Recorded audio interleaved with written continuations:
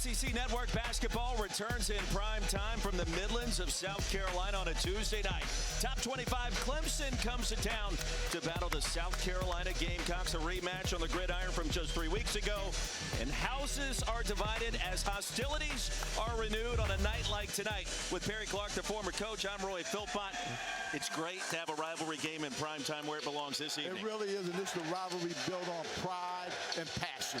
No question about it, and there is star power to tell you about tonight as well in meeting number 174 between these two rivals. And it starts inside on the block. Ian Shefflin, coach, one of the top rebounders in America. Colin Murray-Boyles could be a first-round draft pick. Without question, Shefflin is the emotional leader for this Clemson team. From Colin Murray-Boyles, he's the guy that makes everything go. They live off of his offensive talent. 14 NBA scouts in the house tonight from 11 different teams in the association, in part to watch these two go toe-to-toe. Victor Locken, Nick Pringle, ready to jump it up, and a veteran officiating crew tonight on hand. Pat Adams, Joe Lindsay, William Covington. Underway in the opening tap, controlled by Carolina. Gamecocks have won 4 straight, coach. They've been playing some good ball against top 25 Clemson. The spacing for South Carolina is going to be extremely important. They like to do a lot of ball screens, roll the post. 5 to shoot. Here comes Wright. The dump off to Pringle. Inside. Bangs it in. This is a huge game for Pringle. They need his strength and his versatility, especially in the low block, because Clemson's really going to challenge the South Carolina post players. Pringle, the transfer from Alabama. An early turnover gives it back to the Gamecocks. Crowd could be a factor tonight, Coach. It was a late arriving group, but we expect close to a sellout this evening. This game is really, really important to both of these teams because the winner of this has normally gone on and had a pretty good year now. And we saw it last season. Both teams made the NCAA tournament. First time that's happened in the state since '98. Nick Pringle and a chance for 3. Right over the top of Victor Locken. South Carolina has come right out and gone right after the Clemson's big. All week they've been hearing how physical Clemson is in the post. South Carolina, especially with Pringle, is coming right at them. Pringle, a South Carolina native, down in Seabrook. All 5 Gamecock points to start. This is a big-time start for Pringle. He's walked around and been very happy on the South Carolina campus. Now things are getting serious, and Lamont is really going to challenge him to see if he's ready to handle it. Chase Hunter has that pass deflected, intercepted by Wright. Here's Murray-Boyles in traffic. Locken clears.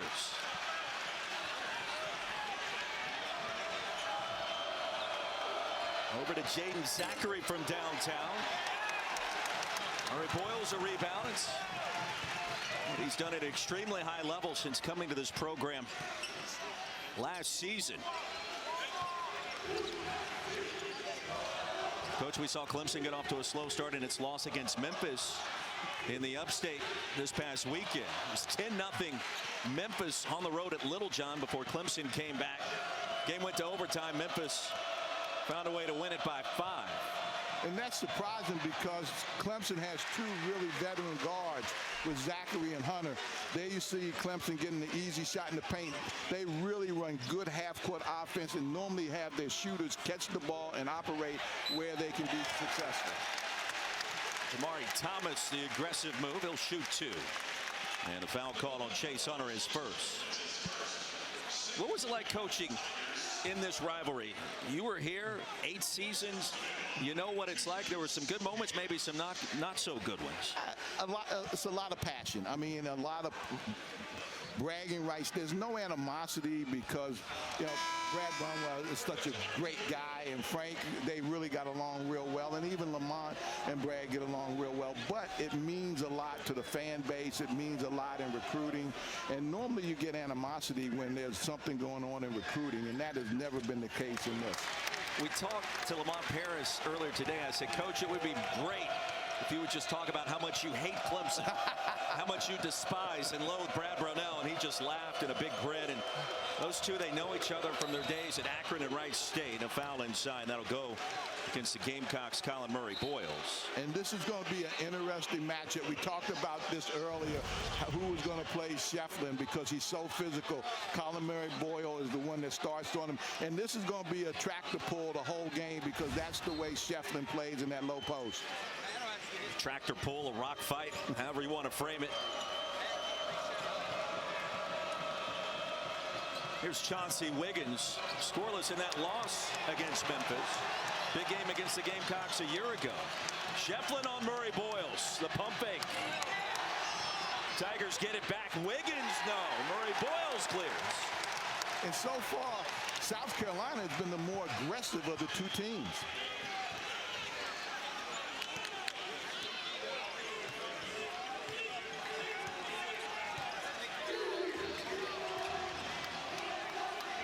You're going to hear me talk about spacing a lot today because spacing is so important to both of these teams.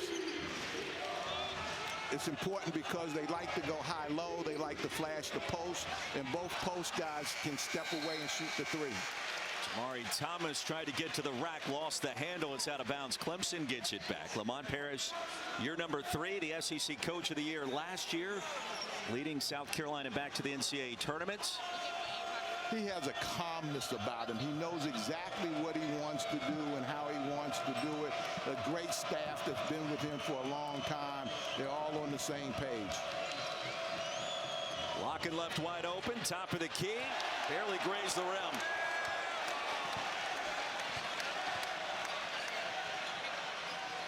Here's right baseline.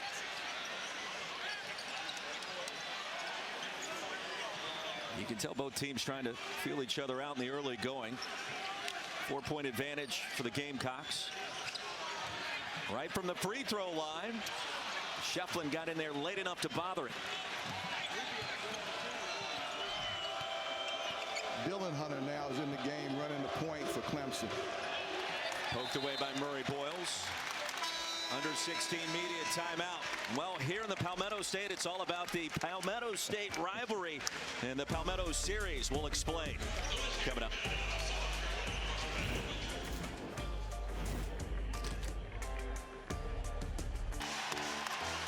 The Palmetto State series this season, the Gamecocks off and running, a volleyball victory, women's basketball, the dub, and of course in Death Valley 3 weeks ago, the all-important 3-point comeback win for Shane Beamer's club. And top 25 Clemson in town tonight here in Columbia. Palmetto series started, it's hard to believe, more than 9 years ago. 12+ sports participate each and every year, and of course the winner gets bragging rights. Gamecocks off to an impressive 3-0 start this year, and there was a standing ovation moments ago as we came back from that last commercial break for one Lenora Sellers, who was the MVP of that comeback win at Clemson 3 weeks ago. But Coach Clark, we mentioned it just a few minutes ago, success in hoops as we transition back to college basketball. So a year ago, both of these teams reached the big dance. First time it's happened this century. You got to go back to 1998, the last time it went down. Yeah, I tell you what, this series means a lot. And what it does, Roy, it gives you a chance to really have an emotional game, a game that challenges your players, so you can kind of see what they're made out of as you get into conference play later on in December and in January. And both programs have used this game as kind of a measuring stick to see what they need to do for the rest of the year. I mean, it's a measuring stick, and it's going to matter on Selection Sunday for both sides. Dylan Hunter, the floater, rattles it home, 6-4. The Clemson guards like to come off of the ball screen action and the handoff action to probe in the lane. And both of their post guys have the ability to step away, so they either can drive it or they can hit the post rolling or pick and pop. Gamecocks without a field goal now in the last 3+ minutes. Clemson has gone small right now, basically with 3 guards. Brad Brownell, year 15 in Tigertown. Lamont Paris, this is his 3rd season. Already a trip to the dance. Clemson reached the Elite 8 last year, their deepest run since 1980. Zachary Davis checks in. The ball rotation. Wide open three, and down it goes for Jacoby Wright. We talked about the spacing, and that's how South Carolina, with Lamont Paris, runs his offense with that spacing. Shefflin inside over Murray Boyles. Well, it's rare that you get the two stars that match up against each other in a game like this. I tell you what, there's mano on mano, and very seldom do you see that. Normally you try to hide your star so he doesn't get in foul trouble, but they're going right at each other. Miles Foster checks in, picks up Murray Boyles on this possession. They'll go toe-to-toe. He'll back him down. How about the spin for the sophomore? He has a tremendous feel, especially in the low post. He knows which way to spin, but he also can step away and knock down that short jump shot.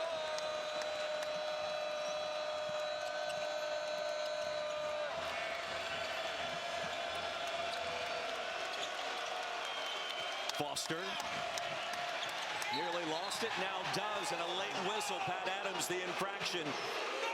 And it'll be Zachary Davis picking up his first. South Carolina has certainly come out and been the aggressor, both offensively and defensively. And we mentioned the rotation moments ago in the three by Wright. Yeah, the spacing is so important. See how the spacing is, and they get Wright a wide open jump shot. This is the way that Paris likes to run his offense. That spacing also allows you to have driving lanes, which the South Carolina team is really good at. Wiggins had position and was held inside. Second on Davis in the last 15 seconds.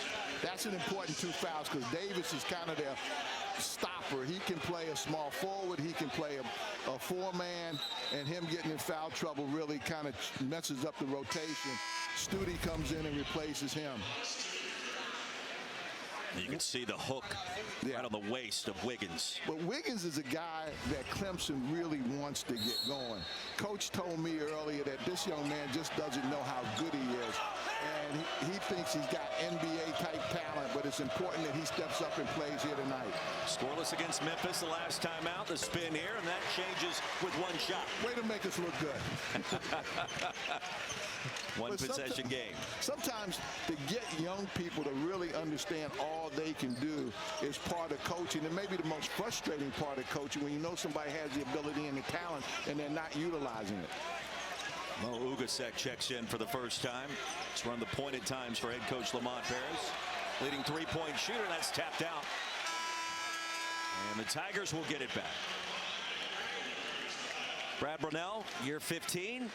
Elite Eight run a season ago, and that run came to an end against Alabama. And now current Gamecock Nick Pringle.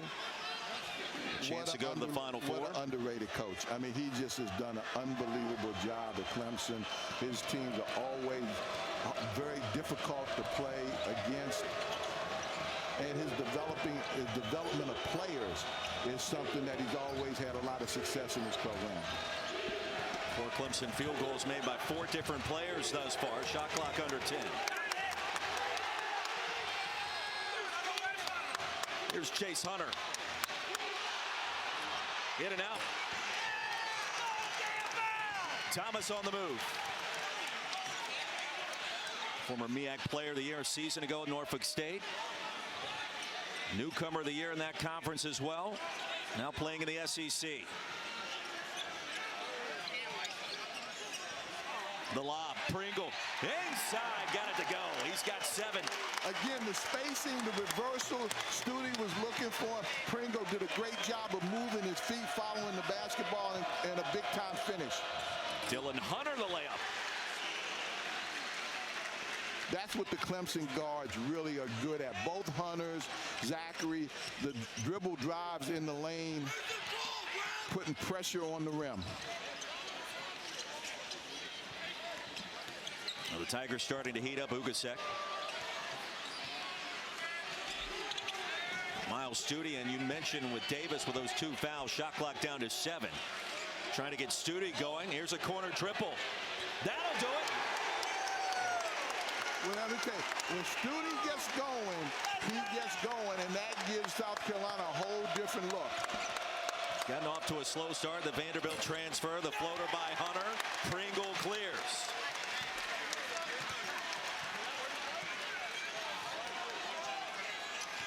Gamecocks' lone losses this year coming against Indiana and Xavier, a couple of ranked teams. That season opening setback to North Florida had everybody talking.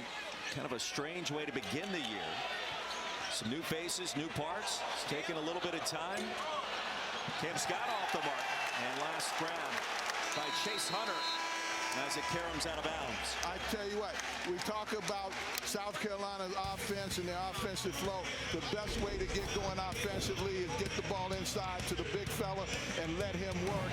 And when everybody collapses on him, what do? You wind up kicking it outside and you're knocking down the three from Studi. What a way to run your offense.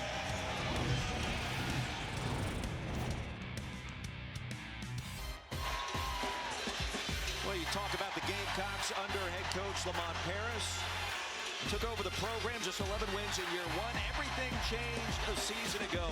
One of the great turnarounds in college basketball last year, a 15-win improvement in leading Carolina to the big dance. You know, Lamont's such a unique coach. He's one of the few coaches that doesn't believe he needs McDonald's All-Americans to be successful. He just needs guys that if he needs a shooter, he wants to go get the best shooter. If he needs a post play, he wants to go get the best post play. He wants to fill in spots with the right guys, and he thinks that he can be successful with that. And so far, that has worked here in South Carolina. He's the right guy, you know, coming in here because he's gotten players to buy in to what he wants to do, and he's got this fan base excited. It was the perfect acquisition at the perfect time. He comes in from Chattanooga. You get Chattanooga into the NCAA tournament before, an assistant coach at Wisconsin, and he thrives in those positions of beating teams that have perceived better talent than what he does. And you go and watch and you see why he's one of the Naismith National Coach of the Year finalists a season ago, because he has his system. It works. He preaches fundamentals. It works.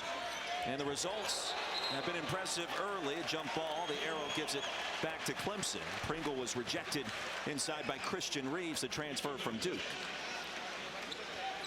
But he loves to talk about that. And you can feel the chip on the shoulder when he talks about recruiting, and he's gotten good talent here. Yes, he has. But he loves to take the talent that's perceived to be less than yours and beat you with a team that's got all the McDonald's All-Americans. He does. He gets a big kick out of that. Scott clears the Reeves miss. Yukasak right now is on the basketball, and he does a really good job initiating, and defensively he steps up and does a really good job. Scott's also in the game, and I think that's their best defensive lineup along with Davis. Ceiling for Cam Scott extremely high. Reeves, another rejection. Pops out to Dylan Hunter. 3-on-2, and Hunter's going to be tangled up. Jump ball gives it back to Carolina. That was great officiating. Hunter, being a veteran, took the ball into the defense. A lot of officials would call a foul. You know, again, this is a big-time crew. Pat Adams just called a jump ball. Watch, he brings it in. A lot of activity, but no foul. That's the first time I've heard you compliment an officiating crew, Coach. That's a first. That doesn't happen. I give them a lot of credit. They don't listen to me, but I give them a lot of credit.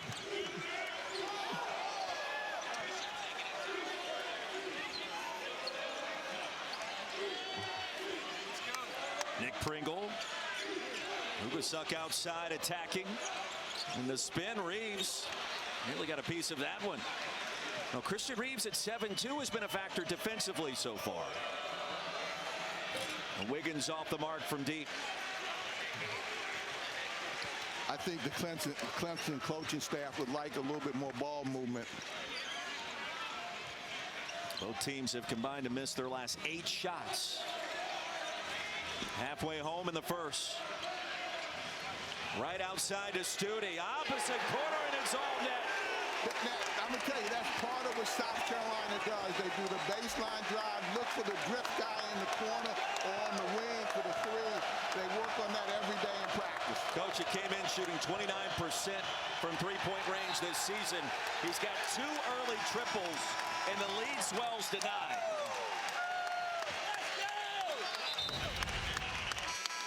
Watch, again, we talk about the spacing, watch the ball movement, and guys move to the open areas, steps up and knocks down the three. We talked about the spacing earlier. That's why it's so effective. Coach only had 2 threes the last 3 games, 2 in the first half. Colin Murray-Boyles checks back on the floor. And that's good to be able to get him a blow also. Well, you know it's going to be physical with the bigs in this game for both sides. Pringle, Murray-Boyles, Shefflin, Locken. Frantic possession so far for the Gamecocks. Ugasek launching. Shefflin grabs his 3rd board. I'm waiting for Chase Hunter to really step up. He's a veteran guard, won a lot of basketball games, and so far he's been more of a passer than a scorer.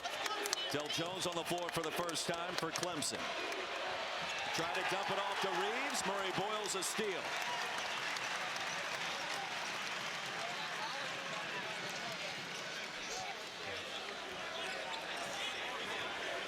(19-10) South Carolina. Quad 1 opportunity tonight for the Gamecocks. Murray-Boyles up and in. And a chance for 3. That's the versatility. It started with Murray-Boyles being able to set a high ball screen, create the switch, then rolling low. They found him and were able to get a layup for him. That's what this South Carolina team does. They really play very unselfish, and they share the basketball. And the reason they got the matchup like that was because he set a ball screen early. 8-0 run for South Carolina. Murray-Boyles, a Columbia native, AC Flora High School. 3 the hard way, 22-10.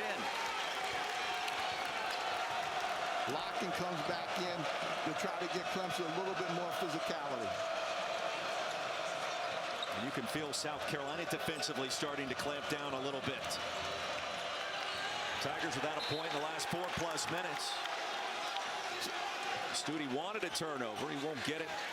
See, I just think Hunter and Zachary have to become more aggressive for Clemson because those two, they're veteran guards. They've been through these wars before. They won a lot of ball games, and I think they've got to help get the bigs some easier shot opportunities. And a foul call that goes on Ugasuk, his first. Ugasuk is really long, and defensively he creates a lot of havoc. Mitchell leads this team with 17 3-pointers made this year. I think his shooting has become a bonus for South Carolina. I think they really brought him in for his ability to rebound and help defend, and they were going to bring him along offensively, and he just really excelled. Outside to Hunter, that's a 3. Locken taps it out. Tracked down by Zachary. Now the BC transfer deep in the backcourt has it.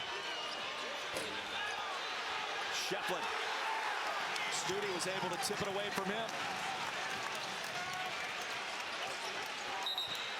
Coach, it's interesting how it works. When a shooter starts making shots, he gets better on the opposite end of the court. Defensively, Miles Studi, we're seeing signs of that tonight. The lead is 12 with a timeout on the floor. And I'm sure despite retirement, he'll be doing some freelancing. We will see him around, but one of the all-time greats here in South Carolina. I want to make sure we mention him tonight in what should be his last Clemson-Carolina basketball game with the AP. He's been a must-read here in the state, I can tell you that. Always fair, balanced, and trustworthy. Murray-Boyles, speaking of trust, inside, working hard. I tell you, he is so good off the bounce also. That's the part of his game that has really developed. And an offensive foul. Studi drew the charge. Murray-Boyles now with 7. Watch, one of the things they like to do, the versatility of Murray-Boyles, is his ability to be able to play in that short corner and get to the rim and be able to finish. You see how he uses the basket to protect the ball and be able to finish oversized. Steal by Dylan Hunter. And inside, a chance for 3. And Clemson responds just like that with Jake Highbreeder, the Air Force transfer, a shooter. He checks in and gets the dime from Dylan Hunter. I tell you, the pressure now Clemson's coming with, and that's what I'm saying. I think Clemson's guards have to step up and really be more assertive. Both of the Hunter guys have played in a lot of key games and have the ability to do that. Because right now, this is the first time Clemson has gone to the foul line. They have not knocked down a three. And so offensively, they've been kind of stymied because of this South Carolina defense. Coach, that's the first Clemson field goal in 5 minutes. First time at the free throw line, as you mentioned. Highbreeder off the bench with a brief spark. That stops an 11-0 South Carolina run. Here's Zachary Davis with the 2 fouls back on the court and air ball. That's not the shot they wanted from him in that particular situation. Shefflin. Lachlan. It's Victor Lachlan with a rebound. And a fresh 20. Wide open for Shefflin. Well, he's added that shot to the arsenal this year. Yeah, you can't give him their shots because he'll make you pay. So a 6-0 burst in the span of about 60 seconds. And the lead down to 8. Clemson's got to figure out a way to come up with some stops right now, though. Thomas, a step back.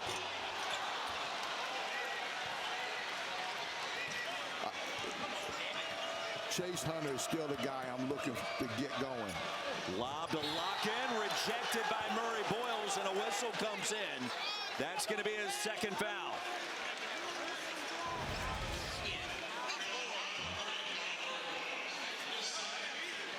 You see Shefflin right there stepping back. You can't give him their shots like that. He's too much of a competitor. Not a 30% three-point shooter this season. The second on Murray Boyles. And if you're Lamont Parrish, you got to get him out here, don't you? I'm a firm believer 2 fouls, you got to rest them. And a lot of guys believe that it's up to the coach and they depend on the player and his mentality to be able to play with it. But I think even if he doesn't stay, he's got to come out right now. Coming up Sunday, our men's basketball game features Mark Sears. Number 6, Bama hosting Kent State at 1 Eastern right here on the SEC Network, the ESPN app. The SEC, Coach, this season. I mean, it's not only the best conference in America. It's not even close. It's in contention to be one of the best leagues in college basketball history. But let me tell you why. Number one, the guard play is really good. And the bigs are really deep in the SEC. Murray Boyles saved it. Back in the Carolina backcourt. No over and back called. And now William Covington will talk with Pat Adams about that. Brad Brownell turned about 5 different shades of red.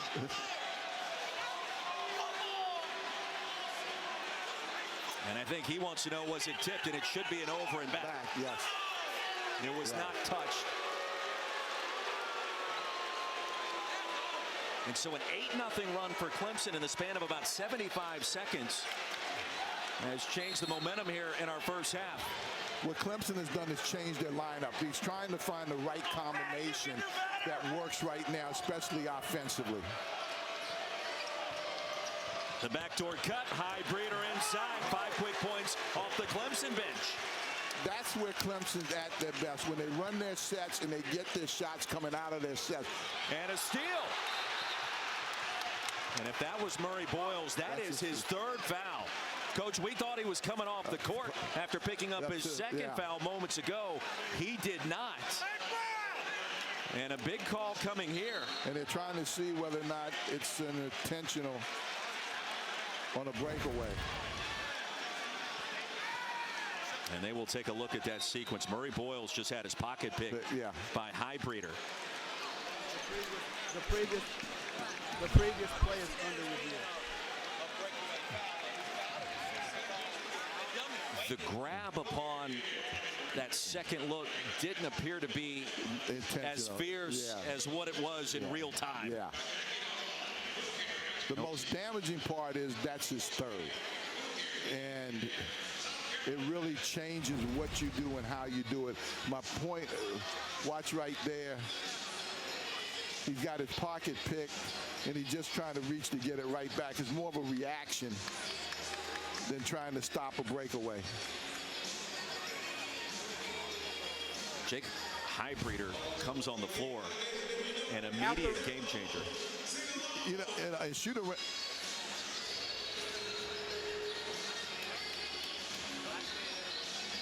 After review, the call is a common foul. Yeah. Nothing excessive, unnecessary about that sequence. And again, the replay, I thought, told the full story there as opposed to what occurred in real time. Pat Adams indicating to us it was a common foul. So Clemson gets it back in the bonus. And it's Highbreeder at the free throw line where he's a perfect 5 of 5 this season. Coach, it was 24-10 about 2 seconds ago, it feels like. And Highbreeder and shoot around, coach told him put him in with the regulars. He needed some reps, and he's really stepped up and done a great job for Clemson. Third team all conference in the Mountain West 2 seasons ago. 2 of 2 at the line, and now a 12-0 run in 1 minute and 45 seconds with Murray Boyles and 3 fouls on the bench. South Carolina has to go back offensively and get in some sort of groove. Clemson's done a really good job of taking away a lot of their opportunities in the last 2-3 minutes. Ugasuk. Gamecocks will maintain possession, 10 on the shot clock. And Nick Pringle telling Mo exactly what he needed to see there. Wild swings of momentum in this rivalry matchup.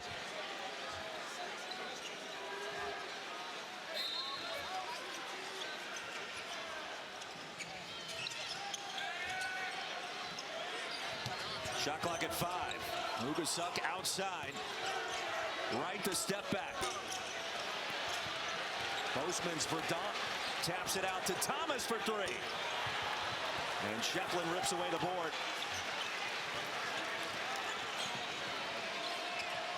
Clemson with a chance to tie or grab the lead. They have not led in this game tonight. Poked away. Jamari Thomas. Gamecocks get a steal. South Carolina at 7-3. Clemson at 9-2. Floater by Thomas. Back iron. He'll get it back in a fresh 20. Clemson have been doing a good job of shutting South Carolina down and holding them to one shot. Bozeman's Verdant, no. Locken has it. Gamecocks home for the last 7 from the floor. Shefflin picked up by Pringle. Back to the basket. Outside to Dylan Hunter. Shefflin on the offensive glass. 6 rebounds for Shefflin. The bucket inside. We're tied at 24. 14-0 run. It's really started by Clemson locking in, running their half-court offense, getting good shots, and then going to the offensive glass. And Coach, it was that steal by Dylan Hunter, the layup, and the and one by Highbreeder. It changed the complexion of this first half in Columbia. Ugasuk attacking. He was fouled. And the Gamecocks shooting 2 when we come back. Emotions running high for both sides. An important non-conference matchup for Clemson and for Carolina. And this raucous crowd has sat down for the last couple of seconds. Good game brewing here at CLA in the Midlands.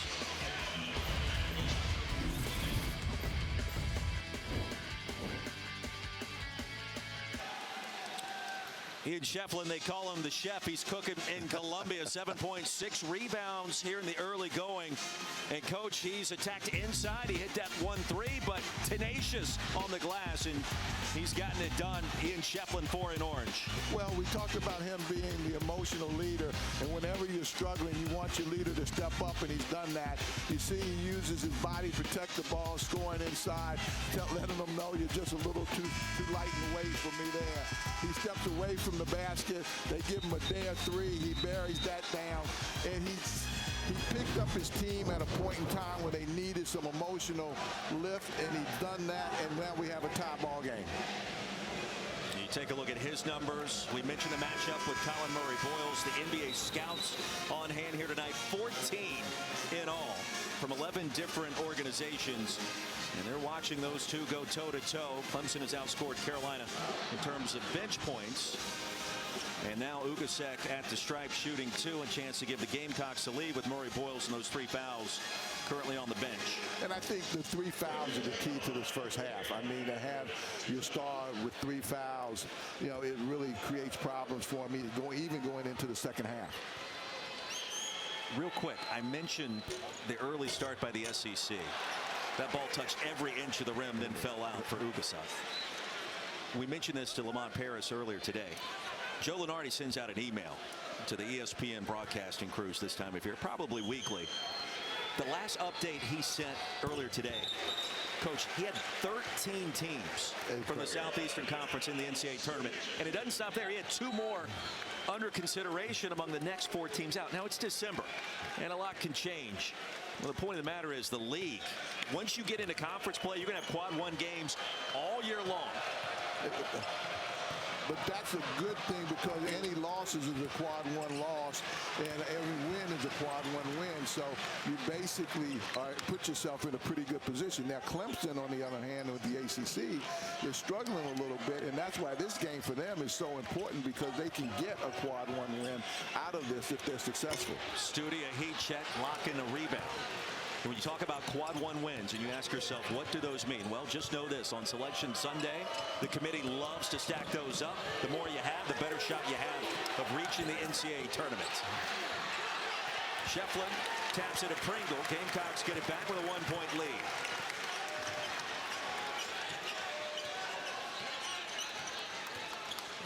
And as good as the SEC has been in non-conference play, all those games are quad 1 and quad 2 opportunities. When league play arrives in January, it just enhances the notion the league will get a ton of teams in the dance.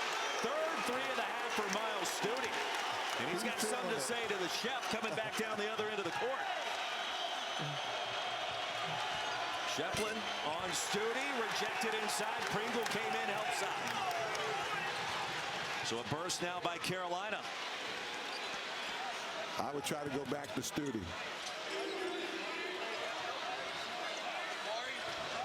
Here's Thomas, the jump stop. Highbreeder, the rebound. You know, when you talk about the SEC, the guard play is just so good. And everything starts with the guard play. And then the depth of the bigs, the athleticism. Locken on Studi. Double pump fake. Pringle stripped him. Locken fell down. No whistle. Thomas. Pringle inside. Another bucket. South Carolina has got the formula back. They struggled for a while. They got the formula back. Clemson has to take a timeout right now. Brad Barronell will talk things over. After a 14-0 run by the Tigers, South Carolina responds with a 6-0 run of its own. Well, the formula is spacing the floor, getting the ball inside the Pringle to the post people, or getting hard drives and setting up the 3. And that's been the way offensively South Carolina has been really successful. And Coach, we've seen the jawing take place between Pringle, Shefflin, Studi, Shefflin. That's only going to continue in the second half. That's another reason to come back with us in the final 20 minutes, because things are bound to get a little chippy here. Well, it is, because they're great competitors. We talk about the passion this game brings out, and that's part of the rivalry. And South Carolina has stepped up. I mean, I think this was an important test for them to step up. Clemson had their moment against Kentucky where they had to step up and show what they were made of. Now South Carolina has got to show on their home floor their ability to step up, and so far they've been doing a pretty good job of it. 30-24. Studi turning out to be a story tonight. 3 threes already for the Vanderbilt transfer. Remember, it was 2 seasons ago he led the SEC in three-point shooting. Slow start this year. House is divided in a game like this tonight, and the atmosphere's been tremendous. Hey, props to the South Carolina fans that showed out this evening, because the students are no longer on campus. Exams are over, and this place is nearly packed to the brim. And it is rocking, too. They didn't just come to watch. They came to participate, the fans did. Out of the timeout, Chase Hunter. Held in check thus far. Throws it up, short, Locken, no. Jordan Butler just checked in. He grabs a rebound and was fouled. Locken has really been struggling. He's had a chance to get a couple easy baskets inside. I think the biggest thing is he's got to establish his pivot foot. He's got to keep his eye on the rim. And because right now he's missed a lot of shots inside because he's been concerned with the physicality that South Carolina has shown to him. Jordan Butler of the stripe, 1 of 2 at the line this season. The transfer from Mizzou.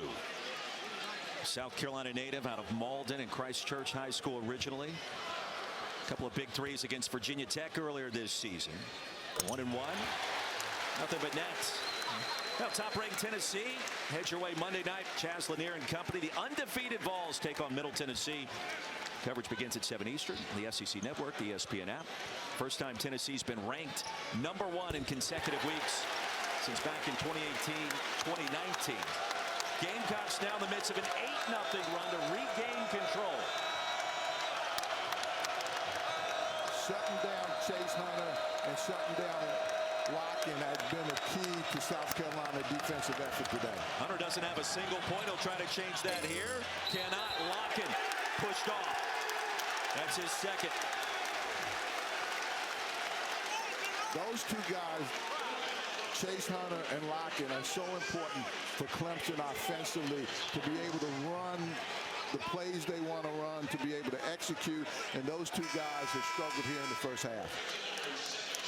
Locken checks out. Chauncey Wiggins back on the floor. And Butler back at the stripe.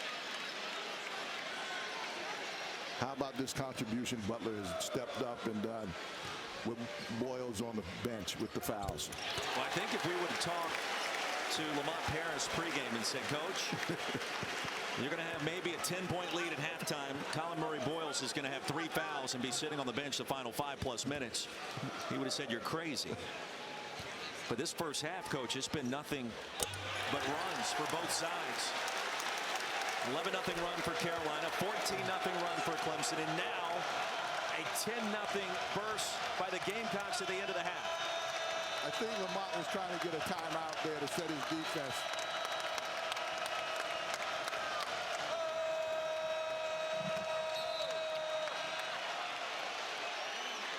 And Brad Brunell called that foul.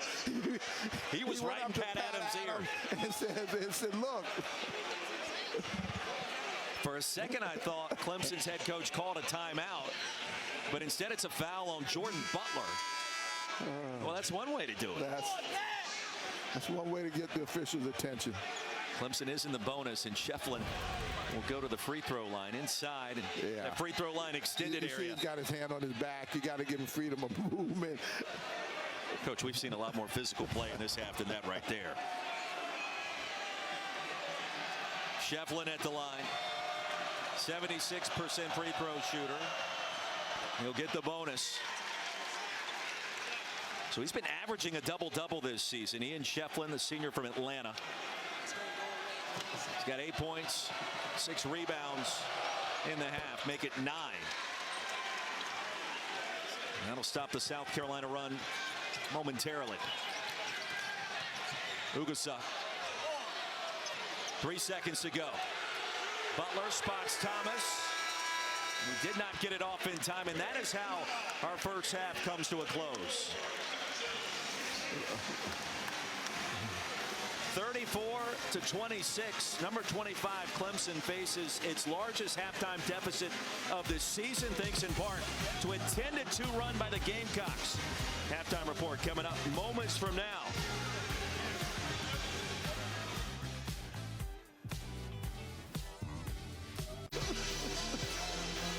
Eight-point lead for South Carolina against number 25 Clemson. Sandstorm is brewing inside Colonial Life Arena. Perry Clark, Roy Philpott, a great crowd. Happy holidays, Merry Christmas, and take a look at what went down in the first 20 minutes. Hey, for Chase Hunter and Clemson, he scored a single point, just 1 assist. That's a hidden storyline. It was a physical game. Gamecocks with the edge in three-point shooting, Coach. Sometimes it's also that simple. Yeah, but I tell you, if I'm South Carolina, I'm very proud of the way we started the ball game. We've got to finish it exactly the same way. If I'm Clemson, Chase Hunter has to be my leader. He's got to step up. He's got to get other people involved, but he's got to score. He's goose eggs right now, and he's too good a player not to chart for Clemson. Averages 16 points per game, leading scorer this season. Chase Hunter, year number 6. His younger brother Dylan, also a part of that program. They got to find a way to get him going, and it was a game of runs in those first 20 minutes too. We mentioned it going out to halftime, and you take a look back over the last 5 seasons. Clemson has overcome its fair share of halftime deficits. Last time rather, these two got together a year ago. South Carolina had a 7-point lead at halftime up at Littlejohn Coliseum. Clemson came back. We'll see what happens here. Well, one of the things for Clemson, I think they're better offensively when they run through their sets and flow that into their motion. And in order to do that, Zachary and Chase Hunter are very, very important at doing that because they're the guards and they handle the basketball. Colin Murray-Boyles begins the second half on the floor with 3 personal fouls. Try to set up a play for Chase Hunter. Locken may have gotten away with a travel. Tapped out of bounds. It goes to South Carolina. Locken doesn't look comfortable. He doesn't look comfortable where he's catching the ball. He doesn't look comfortable as far as what type of move. There you see him right there. He just ought to catch it, go right up, shoot the short jump shot, or keep going to the basket. He just is not playing fluid right now. And that's coming off a game where he had 23 and 11 in the loss against Memphis on Saturday. Great pass to right. He'll survey and score. Pringle did a great job of sealing Locken off so he couldn't rim protect on that play. Give him a lot of credit for that layup. Lead back to 10. Jaden Zachary's also been held in check so far tonight. Fitted by Thomas. Good defense. And saved by Pringle.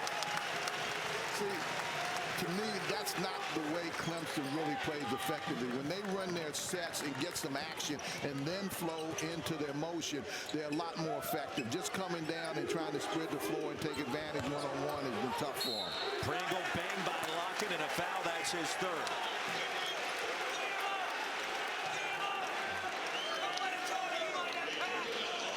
What Pringle is doing really successfully, Roy, he's looking for angles. He's sitting on Larkin's knees, getting angles so that when they give him the basketball, he's got an easy turn or spin to the basket for a layup. Coach, give us the 4-1-1 on the importance of this game. We talked about it earlier today at shoot-around. 2 free throws for Pringle, 1 more coming. We talked about the quad 1 opportunities for every team in the SEC. If you're Brad Brownell in the ACC, not as many chances headed their way after the turn of the calendar to 2025 because the league hasn't been as good. You can compare the records between the 2 conferences this year head-to-head. It's not pretty. No, and especially coming off the Memphis loss. That really hurt because that was another opportunity. And so you really need to make up for that with this one. That's why it's so important for Clemson, I think. Quad 1 chance tonight for the Tigers. Zachary up and under. A chance for 3. The foul will go against Jacoby Wright. That's the first time Zachary or either one of the guards, Hunter or Zachary, has been able to beat a South Carolina guard off the dribble and get to the rim. And that's what they've been really successful with this year so far. You see Shefflin saying, that's what we need you to do. Zachary, the Boston College transfer, 85% at the line. Had 100 starts in Chestnut Hill for the Eagles. And the lead back down to 8. Gamecocks have never trailed tonight.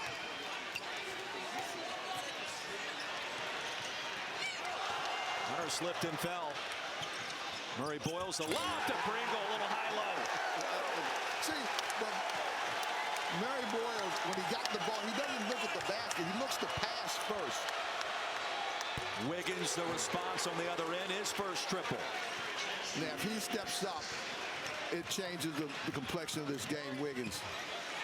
Coach, remember he had that early basket in the first half.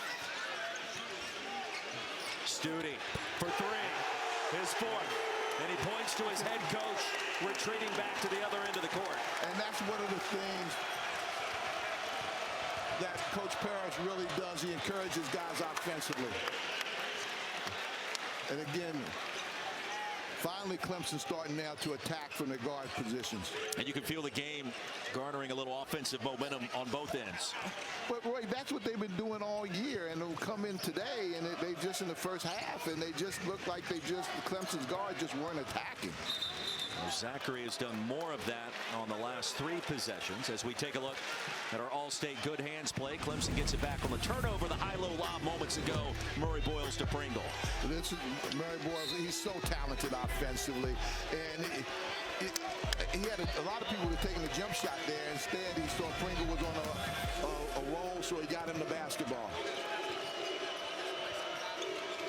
Shefflin picked up by Pringle. Chase Hunter off the pump fake. He'll attack and score. So Chase Hunter. You see, that was a veteran play. Chase Hunter went right after Murray Boyles' chest to try to draw the foul, and all Murray Boyles could do was back off. But that's what I'm talking about, Chase Hunter. He needs to attack. First bucket of the night for Clemson's leading scorer. At over 16 points per game this season. Thomas from 16. Well, that was smooth with a mid-range. That's the first time he's driven the basketball and shot it on balance instead of a leaner. Coach, where is the mid-range shot gone in college hoops? At all levels of basketball, really. It's been replaced by the Euro. It's been replaced by the fade. It's been replaced by the contested three. And a foul on the floor. Wiggins against Murray Boyles, and that's his fourth. He can't believe it.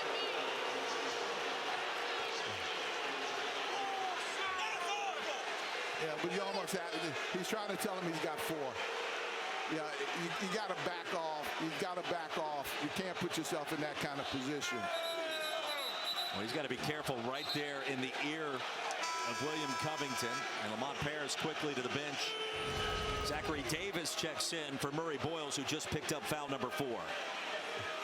In this game, that's not a lot of contact. I mean, and I think you have to go by how the game is being officiated. In this game, that's not a lot of contact. So you praise this officiating crew in the first half. And praise the judgment that they showed at that particular time. That one a little closer. And I'm not criticizing. I'm just saying that the way this game is being played, that has not been, they've let that kind of contact go. I would agree. That man would agree with you as well. So Murray Boyles back to the bench. A foul was called on Nick Pringle on the other end, and that's going to put Jaden Zachary at the strike. Tigers have yet to miss a free throw attempt tonight. Now 9 for 9.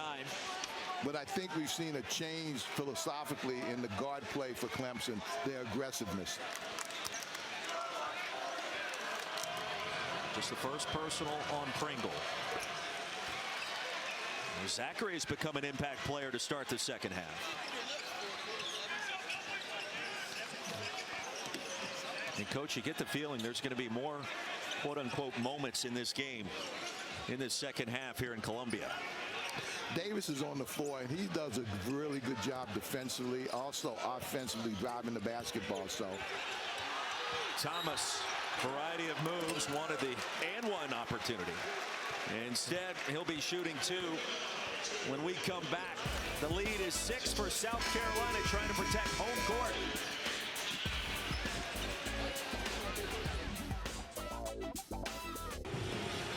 Now the Palmetto Trophy in the building tonight after South Carolina's comeback win in Death Valley 3 weeks ago, 17-14, and what you know, it is being protected right now by Cocky and the great Dawn Staley, the national champion head coach of the South Carolina women's basketball program multiple times over, and Shane Beamer in the house as well.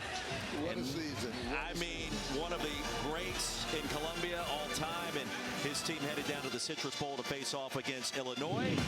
A 9-win regular season. We mentioned the comeback win in Tiger Town. It went down on November 30th. An early touchdown by Kate Klubnik. but here comes Lenore Sellers, the magic man. After the pick by Khalil Barnes, Sellers, the game winner. Coach, I was calling this game. I felt about 5 different times on that play and many others he was going to get tackled. He wasn't.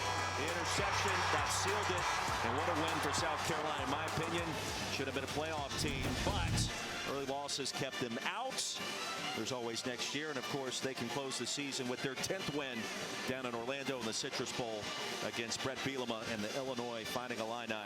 Great game to close out last month. A great game here between two bitter rivals, and you get the sense some of the chippiness we've talked about tonight could be back later in this half. And you take a look at the Palmetto Bowl, started back in 1896. Great rivalry between Gamecocks and Tigers.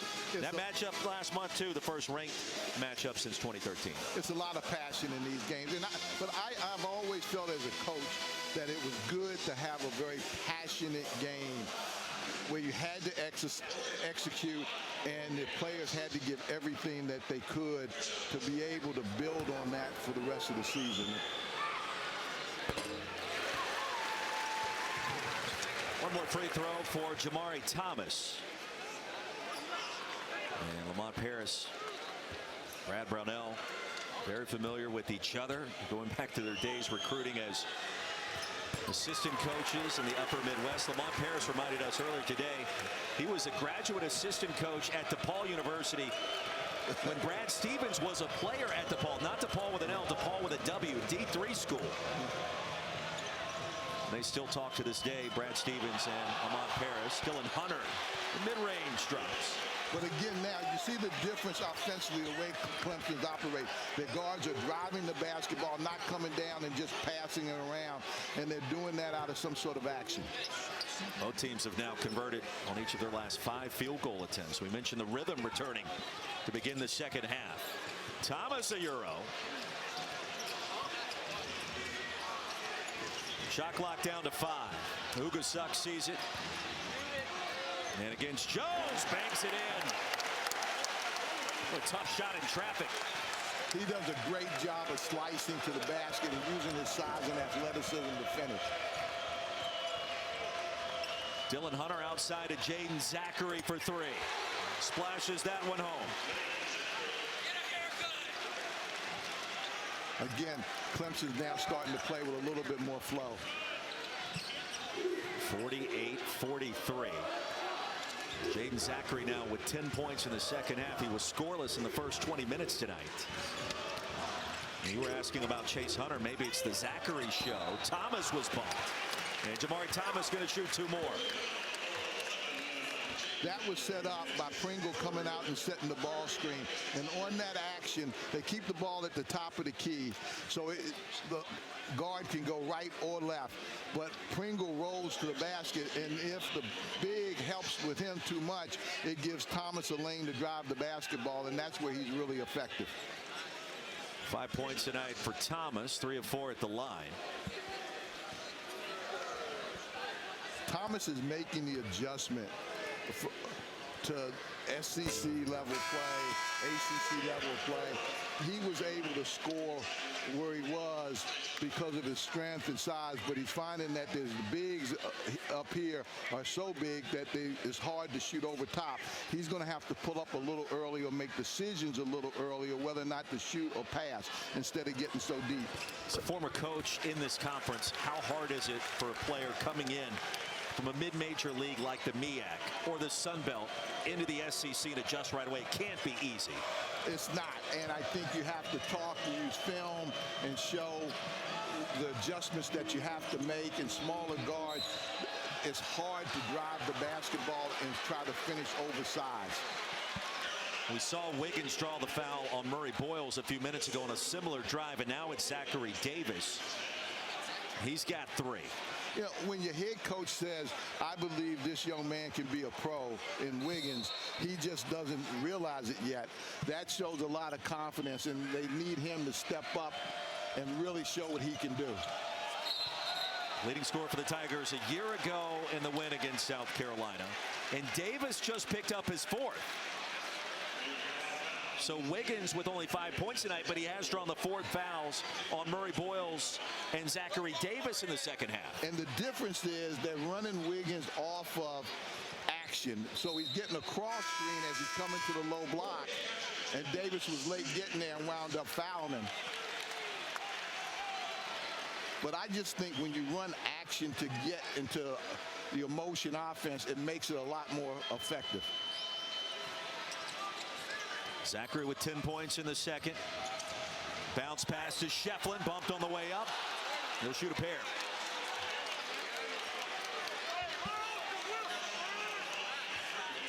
Pringle picks up his second. Well, the foul's starting to mount up on both sides. And again, they had Hunter come off of Shefflin. When he didn't get it, Shefflin then rolled hard to the basket, and they were able to get him the ball in deep where he got fouled. Well, Shefflin put up one of the all-time great games in history against Kentucky last month in the SEC ACC Challenge. A 4-point win by the Tigers against top 5 UK up at Littlejohn Coliseum. He had 20 rebounds in that matchup, which, I mean, that's an Oscar Tshiebwe type performance against Big Blue Nation. You just don't see that. Well, this young man, I mean, he plays with so much energy, and he's just the emotional leader. I mean, highest number of rebounds by Clemson player since 1999, the great Harold Jamison. Big O, as they called him back in the day. He was pretty good there. Jamari Thomas against Dylan Hunter. Shefflin clears. Lead down to 4. And ahead to Chase Hunter. To his younger brother Dylan. And Studi rips away the rebound. Highbreeder clipped him in the process. He'll pick up his second. Well, Shefflin did a great job just flying in to try to tap it off the backboard to one of his teammates. He doesn't give up on any play. He really doesn't. He doesn't. And that's what makes somebody like that so hard to play against. And, you know, you try to explain to your guys how hard you have to play against somebody like that. And it's almost like you have to experience it before you understand it. You really do. And they come back and they give you a look like, I didn't expect that.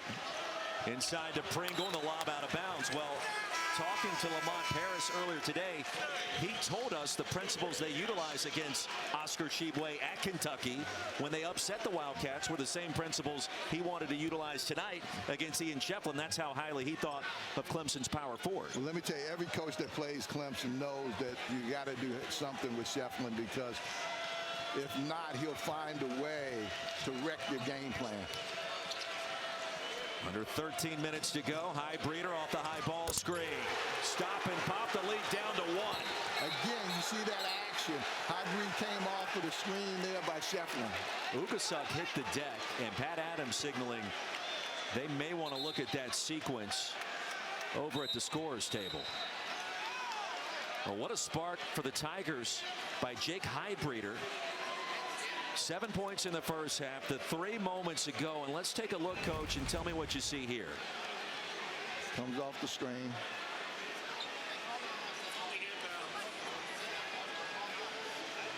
I don't think it was much. Now, Dylan Hunter was standing beside him. Yeah. Ukasuk, from that angle, it was hard to tell. Hard to tell, but from the angle, it didn't look like it was much. He sold it. Whatever was there, he sold it. Whenever there's contact above the shoulders, they will automatically go. The previous play is under review. And review it. Let's zoom in on that replay. Hunter trailing him for a moment. Oh, and a headbutt came in. Yeah, he did lower He tilted the head. It was Dylan Hunter's head. Yes. Hard to tell from that angle. You're looking for. The first angle was very difficult to tell, but from that one, he did tilt his head. Well, you're looking for that excessive and unnecessary contact. I mean, in college football, you would look at that and maybe ask yourself, is that a targeting penalty? Yeah. Leading with the crown. Yeah. And there was no reason to stick his head in there. I mean, so Yeah. Right on the left, or checking that, the right cheek. Here's one more angle, and the strike blocks it. Yeah. That's intentional. Yeah. That's intentional. The South Carolina fans are trying to help the officials. Assistance is always appreciated by a veteran crew like this. Well, Pat Adams getting set to give us the official word. You do like the fact that the referees, the officials, can talk to us. Yes. And talk to our viewers with that microphone. So Will Covington and Pat Adams, Joe Lindsay looking on, and now they will all three confer.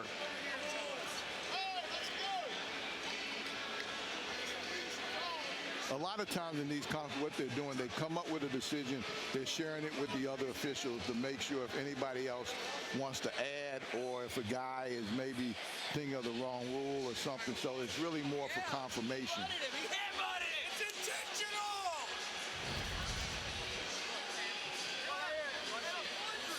Bottom right-hand corner of your screen, you see the head dip. Ugasuk immediately falls backwards. In the actual game itself, it's been a 12-5 run by Clemson to get right back in it.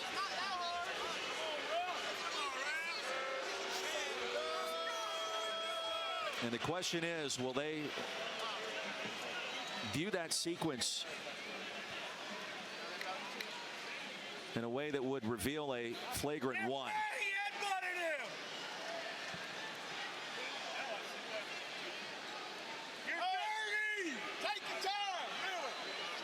Pat Adams explaining to Lamont Paris, William Covington talked to Brad Brownell. Yeah.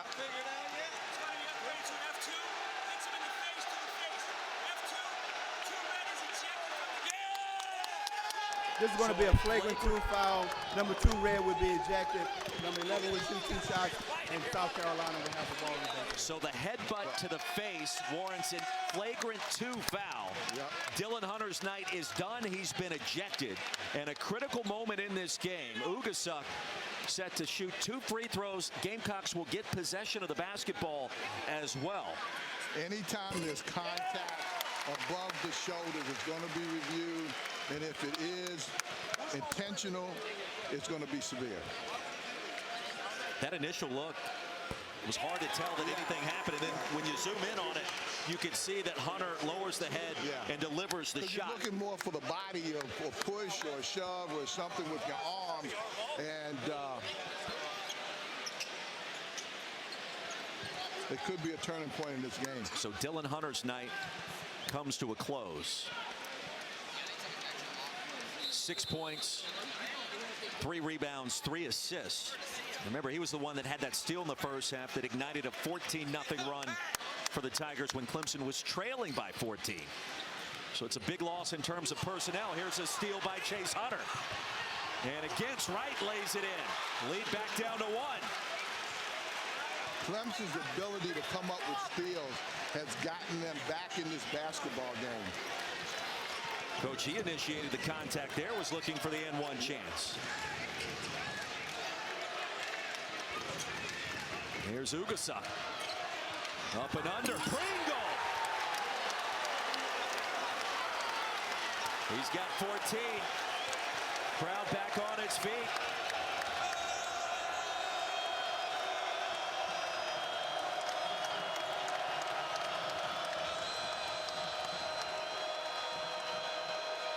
Breeder. And a foul on Wiggins. 53-50, the under 12 media timeout.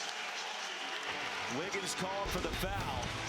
And I tell you, when you want to get a basket, no better way is to have your big finish it with action.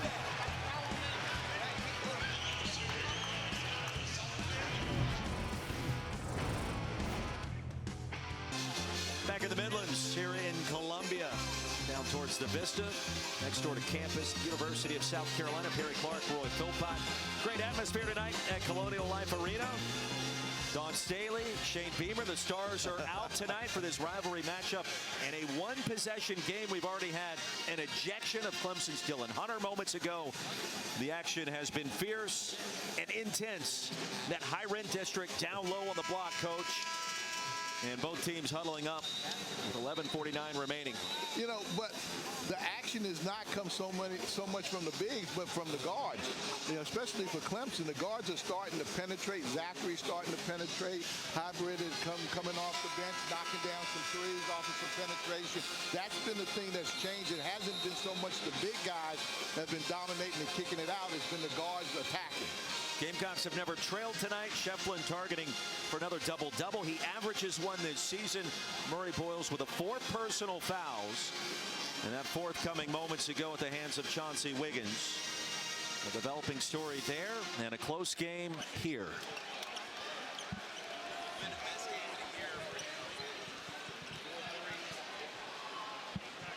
Clemson has put their best offensive team on the floor right now. These guys have been the most effective offensively for Clemson, with Hunter, Hybrider, Wiggins playing the 5 or the 4. Hybrider has a season-high 10 points. The Air Force transfer. That's being pretty effective. And it happened suddenly once he came on the floor in that first half. Pringle leads the charge for Carolina with 14 points. Gamecocks now with 5 to shoot. Jacoby Wright baseline spinning. Rebound number 8 for Shefflin. Head to Chase Hunter. Draws the foul. He will shoot 2. That'll be the first personal on Stute.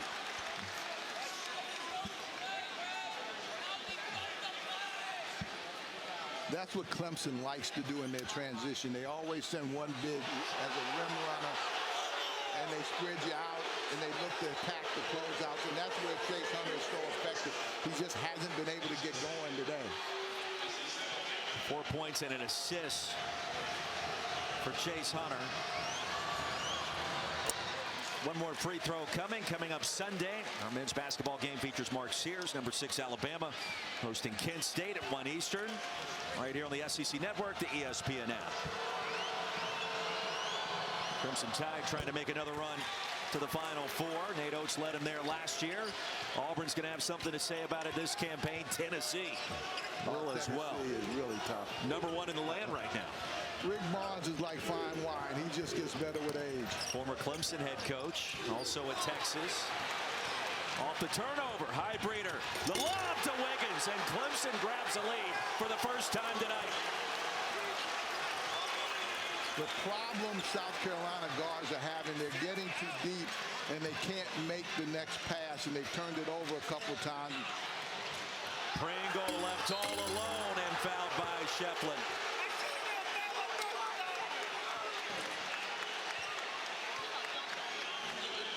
Now the Tigers in transition here. Poetry in motion if you're a Clemson fan. Still right there. We'll watch him fill the lane, and great finish right there by Wiggins. Throw it up. Big fella go get it. Flexing the muscles. Make the strength coach feel good.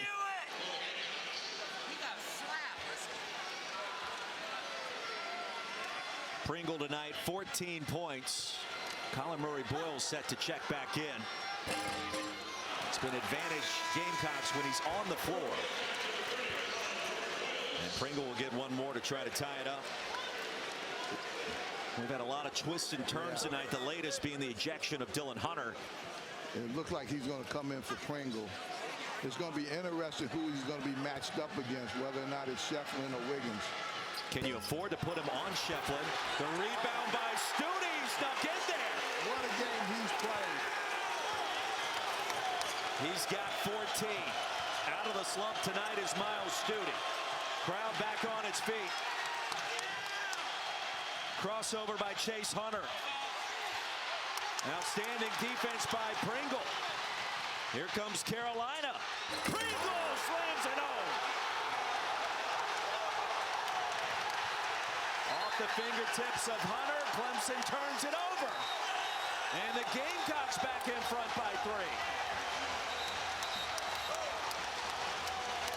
Brad Brownell calls a timeout. And this crowd, coach, love it. Every minute of it. Rocking.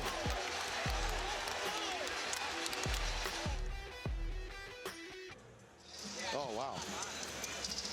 3-point game back in Columbia. Gamecocks with the advantage. Perry Clark, Roy Philpott. Tigers got back into it moments ago with a couple of steals and layups. Colin Murray-Boyles, coach, when is the time you want to try to bring him back on the floor with the 4 fouls and things kind of moving in the right direction suddenly after that last bucket by Stute? Well, I tell you what, I think he was coming in for Pringle, but Pringle came up with 2 huge plays, and now we got a timeout and he can rest.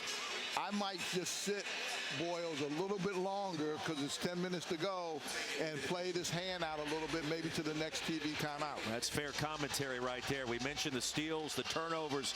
Clemson has been able to cash in, coming back from that 8-point halftime deficit. And it's been a variety of different players that have kind of led that charge. Dylan Hunter, remember that was in the first half. He's now been ejected. Highbreeder came in with 10 points off the bench, and they found ways to manufacture points when the offense was breaking down. Clemson's defense has got them back in the basketball game. Steals, transition, easy baskets, because South Carolina's done a really good job in their half-court offense, taking away a lot of the things that Clemson wants to do.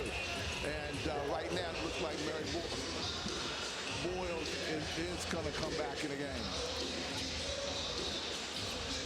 And he's also coming back with Davis, who I think also has 4. Zachary Davis with 4, Murray Boyles with 4. The story for the Gamecocks has been Miles Stute. I'm going to give you this stat, coach, because I mentioned it to you during the break. A year ago, the Vanderbilt transfer comes in. When he scored 10-plus, Carolina was a perfect 13-0.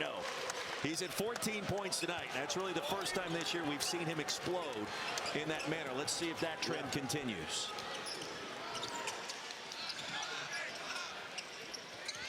Hand off to Thomas, and an offensive foul, the moving screen. That's called on Pringle. So that's his third. And Pringle does that sometimes. He's really trying to get the guy open. And I tell you all the time, it's up to the guards to use the ball screen. It's not the big's job to go try to pick the guard. If you're Brad Brownell, coach, do you try to scheme something right at number 30 in Garnet and White right now? Well, you try, but they're in the zone right now. They came out in the 1-3-1 to give them a different look. Highbreeder nearly committed the backcourt violation. He'll get it back. And now Chase Hunter from deep. And we're tied. Good recognition. The fact that you have a guy like Chase Hunter, a veteran guy, didn't get rattled by the change of defense, stepped up and knocked down the 3. All 9 of his points coming in the second half. Every point for Jaden Zachary coming in the second half. Timer down to 8. Murray Boyles on Shefflin. It's the matchup worth watching. Murray Boyles, the spin and the jumper. He can get that anytime he wants. Shefflin on the other end, and a chance for 3. That's what Clemson loves to do. They like to get the ball out. They send the big to the rim, front of the rim, and they try to get him either on a direct pass from the guard or a reversal. Shefflin running straight to the rim, is able to finish. Nick Pringle with 4 fouls. We're in for a ball game. Zachary Davis with 4 fouls. Murray Boyles with 4 fouls. And we remain tied at 59. And coach, what you just said, the understatement of the year in this state. Great finish headed your way in Columbia. Tigers just missed their first free throw of this game. Both coaches will flinch when the whistle blows because they don't know who the foul's going to be on. There's a lot of guys with 4 fouls. And Lockett just picked up his 4th. So numeral 0 going to have a seat on the bench. He's had a hard time. First of all, he's not going to talk Pat Adams out of a foul call. The second is Pringles, I think, is too quick for Lockett. And so that's what's giving him problems in his attempt to try to guard him. Lengthy conversation. Gamecocks in the bonus. Locken checks out, and a conversation now with his head coach. Transfer from Cincinnati. He's had some good moments early in his Clemson career. And also a work in progress at the same time. Well, you can lean on a guy in the post if he's going to stand there and let you lean on it, but Pringle is always moving. So now you put body contact on him and he starts to move. That then becomes a hole. Clutch for Pringle. South Carolina native returning home after 2 years at Bama, paying dividends tonight with 18 points.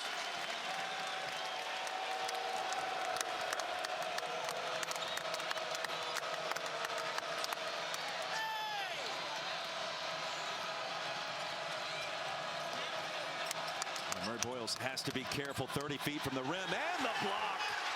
Shefflin picks it up, triple teamed inside, no problem. Tied at 61.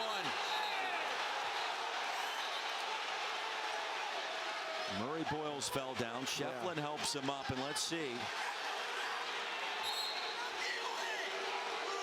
I think it's a play on. Shefflin plays so hard.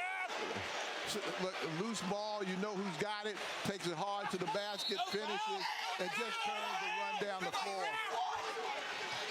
Coach, right away, he looked at Colin and said, I'm sorry, I didn't mean to do that. Apparently, he sold it enough. What a game.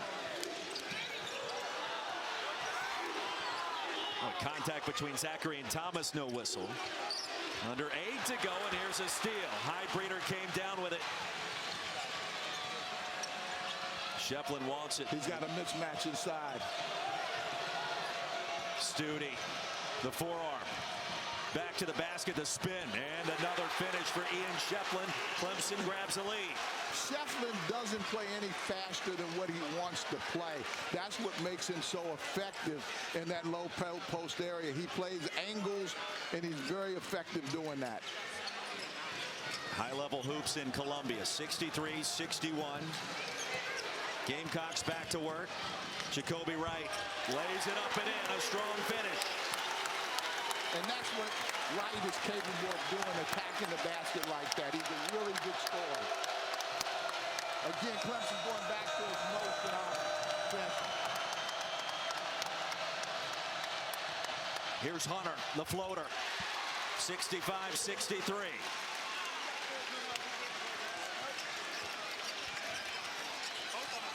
We think both teams don't want this game tonight.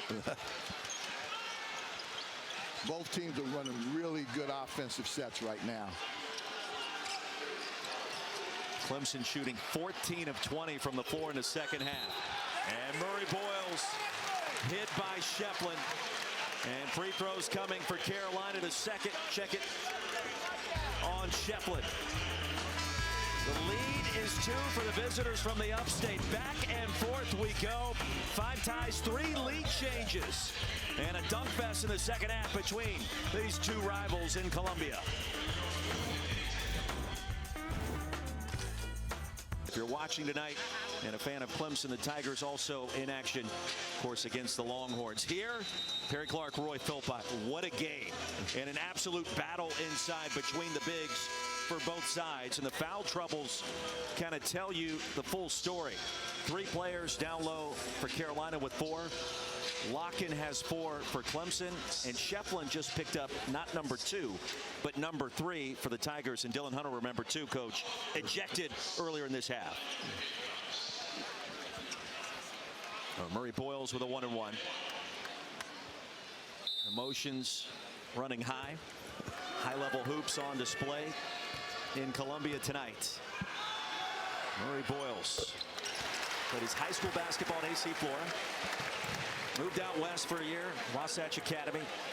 Was really one of the first recruits Lamont Paris kind of honed in on as soon as he got the job. And he got sick as a freshman. And mono. Yeah. That was a big deal. A lot of the preseason, and nobody really knew how good he was. We do now. Yes, we do. He's being talked about potentially as a lottery pick, as a first-round guy in the NBA draft.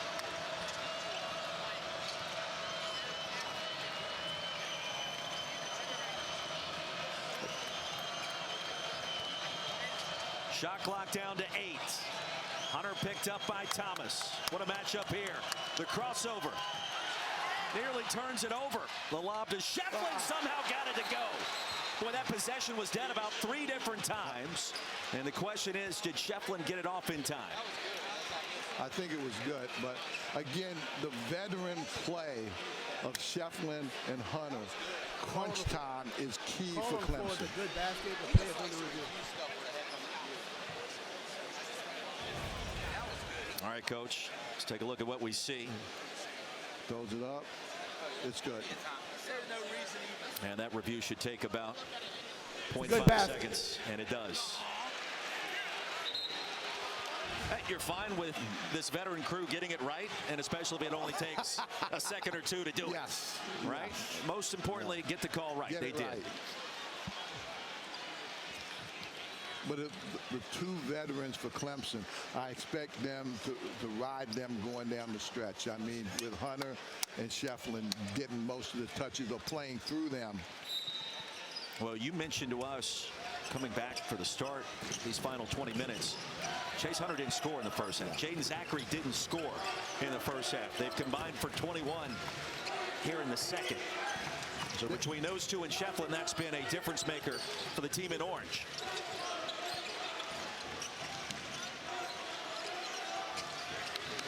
They're trying to isolate Boyles right now. Jacoby Wright, zapped up and in by Murray Boyles. We had the right English on the spin with the left hand. He's got 13. We're tied at 67.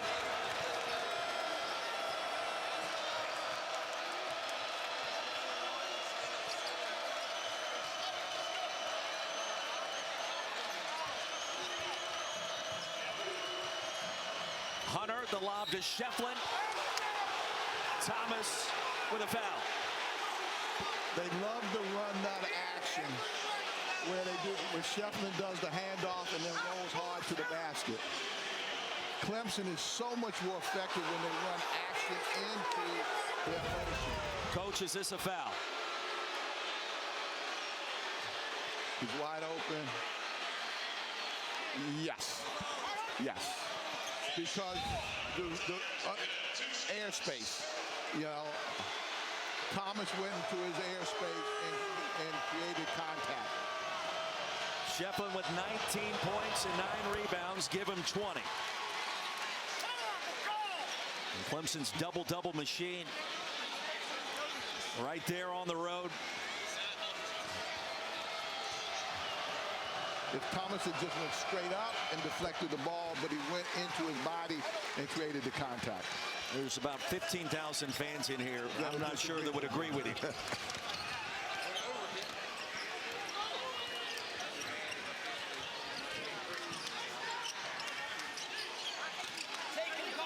Seven ties, 3 lead changes so far. Murray Boyles against Shefflin, and a chance for 3. Right now, they're just isolating with Murray Boyles, and that's not a good matchup for Clemson. And that's the 4th on Shefflin. If you're going to play a guy with 4 fouls, you might as well go to him, and that's what South Carolina's doing with Boyles right now. Coach, those are 2 warriors toe-to-toe. We've seen them more times than not tonight battle each other. Gamecocks by 1. Very rarely do you see the best 2 players guarding each other.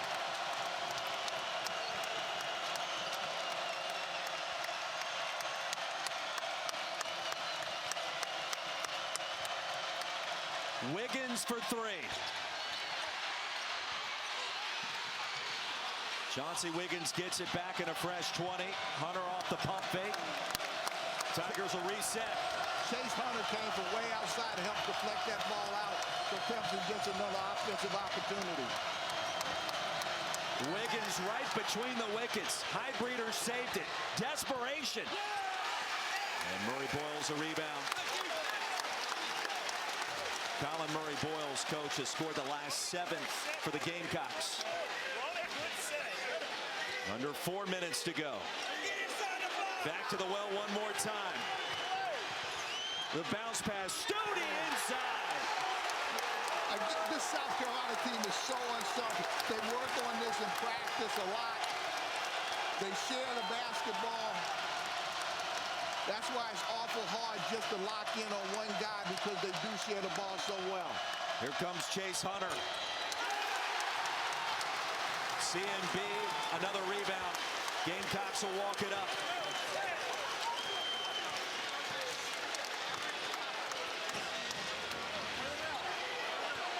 They're going right back with the isolation again.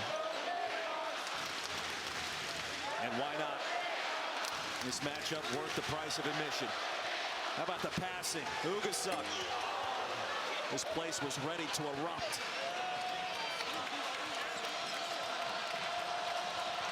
Zachary, the hesitation. Here's Hunter. Over Studi. Shefflin again. Missed the dunk. Goaltending. Offensive goaltending.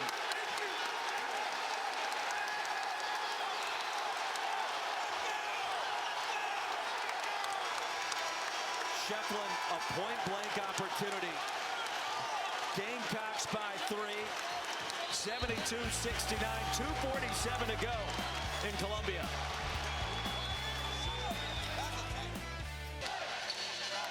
Great scene back in Columbia. The lead at 3, 2:47 to go. Gamecocks in search of an early season signature victory against a top 25 program out of the ACC.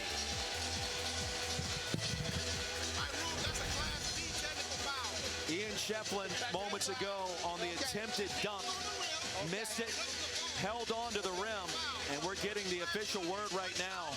That should be a Class B technical foul. No basket, technical. Okay, you get that? So a technical foul call, no basket. Only one shot, Class B.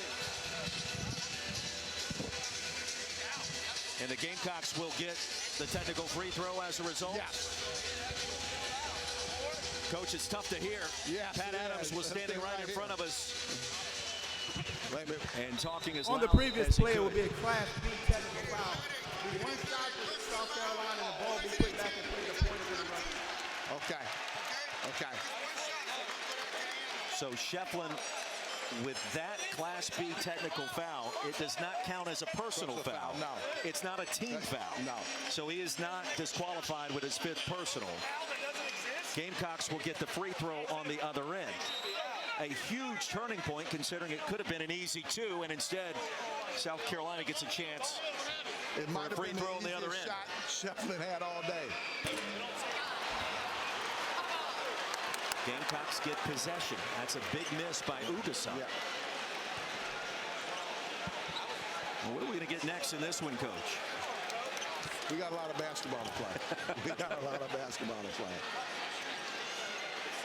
As an assistant in this arena, what was it like in crunch time in a game like this? Emotionally, the crowd just picks you up, and you really play off of adrenaline. And you coach off of it, too. Well, you know where you want to go, but the guys pick up. They got Larkin in there right now. He cannot guard Boyles. Larkin cannot guard Boyles. He's not quick enough when Boyles steps on the perimeter and drives the basket. Colin Murray-Boyles has taken this second half over. And an offensive foul.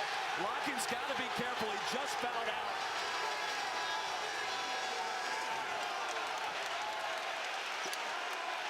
He tried the post and used his off arm to push off.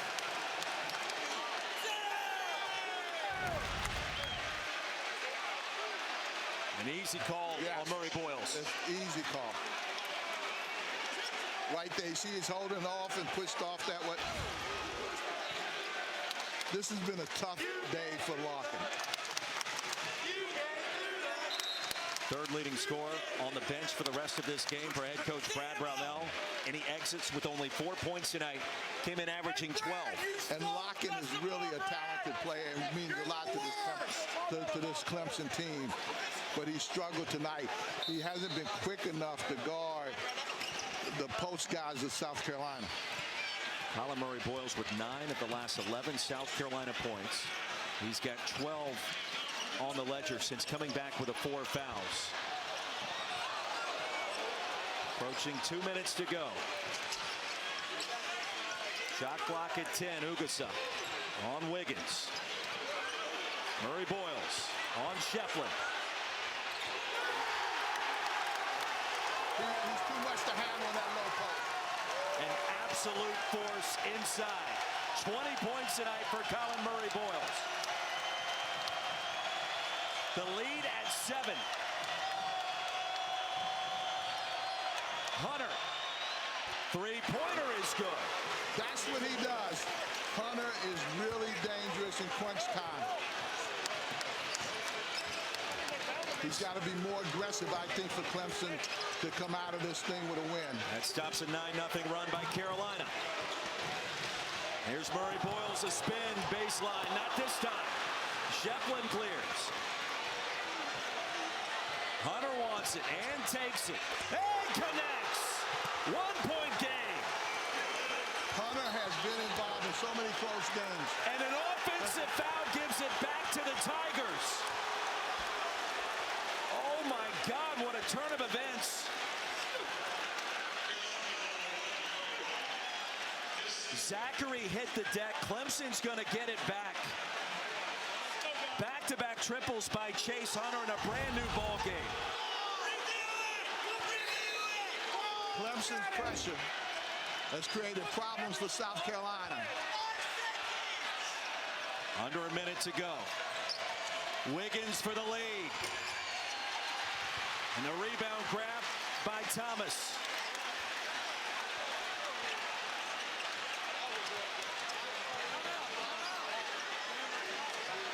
Gamecocks will set up the offense. Thomas looking towards Lamont Paris. You know where it's going, Coach. Murray Boyles and Shefflin once again. What a matchup. What a pass to Studi. That's a three from the corner. Miles Studi. Great spacing. That time by South Carolina. Unselfish teamwork. They looked to double Murray Boyles. He got it to the open guy with one more pass to Studi. What a game he's played. Miles Studi out of nowhere this season, battling an early slump. He has exploded tonight for the Gamecocks. 19 on the board for the Vanderbilt transfer. We talked about at the top of the show, we talked about for both of these two teams, but especially South Carolina, how spacing is so important. And that was a perfect example of how they used their spacing. Unselfishly got the ball to the right guy in the corner. And boy, Studi has stepped up today. He played extremely well, shot the ball extremely well. We were here earlier today before shoot-around. Miles Studi was the first Carolina player out of the locker room an hour before the shoot-around was set to start, shooting corner threes the entire time. It was just you and him out here shooting, right? I was watching. Wasn't me shooting. What a turn of events tonight. 7 of 8 from the floor, 5 of 6 from deep. And let us not forget the passing of Murray Boyles in the final 5 minutes tonight as well. He helped start that open look for Studi with his eyes and that vision. He did, but give Lamont Paris a lot of credit for putting his star back in with 10 minutes to go with 4 fouls when I was saying maybe I would wait a little bit. That's why I'm sitting over here, and that's why he's coaching. All right, plenty of time remaining. 23.2 seconds. If you're Clemson, what's the approach? Chase Hunter. He's knocked down a couple jump shots. He's your go-to guy right now. You try to run a play. You like to get you need at least a 2. If you can get a 3, fine. Their pressure has worked. It's caused problems for South Carolina. Score, jump into your pressure, try to get a turnover.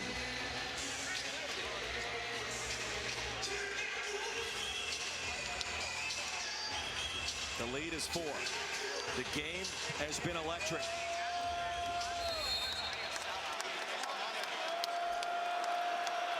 Chase Hunter gets it. Against Murray Boyles, baseline. He'll finish. Wraps it around. 79-77. Ugasuk will bleed the clock. And Wright was fouled after drawing the double team. So Jacoby Wright, 73% at the line this season. And tonight, his first free throws coming right now. And you're about ready to hear a pin drop in this arena as Wright gets set for two of the biggest free throws of the season for Carolina. Made or miss, you know Clemson's going to push the basketball. And they're going to look for the three out of transition. If they have to take it all the way to the basket, they will. Wright, a South Carolina native out of Fort Mill. And even with a make on this next attempt, it remains a one-possession game. And Brad Brownell indicating to his team, when we get it, let's cross half court and call a timeout. Big one for Wright. Short. The rebound grabbed by Studi. 8 seconds to go, and a quick foul on Thomas. We'll put Thomas at the line, rather, as Zachary picks up his fourth. Boy, Wright missed them both. A golden opportunity, and the offensive rebound by who else? Miles Studi. What a game he's played. Kicks it out.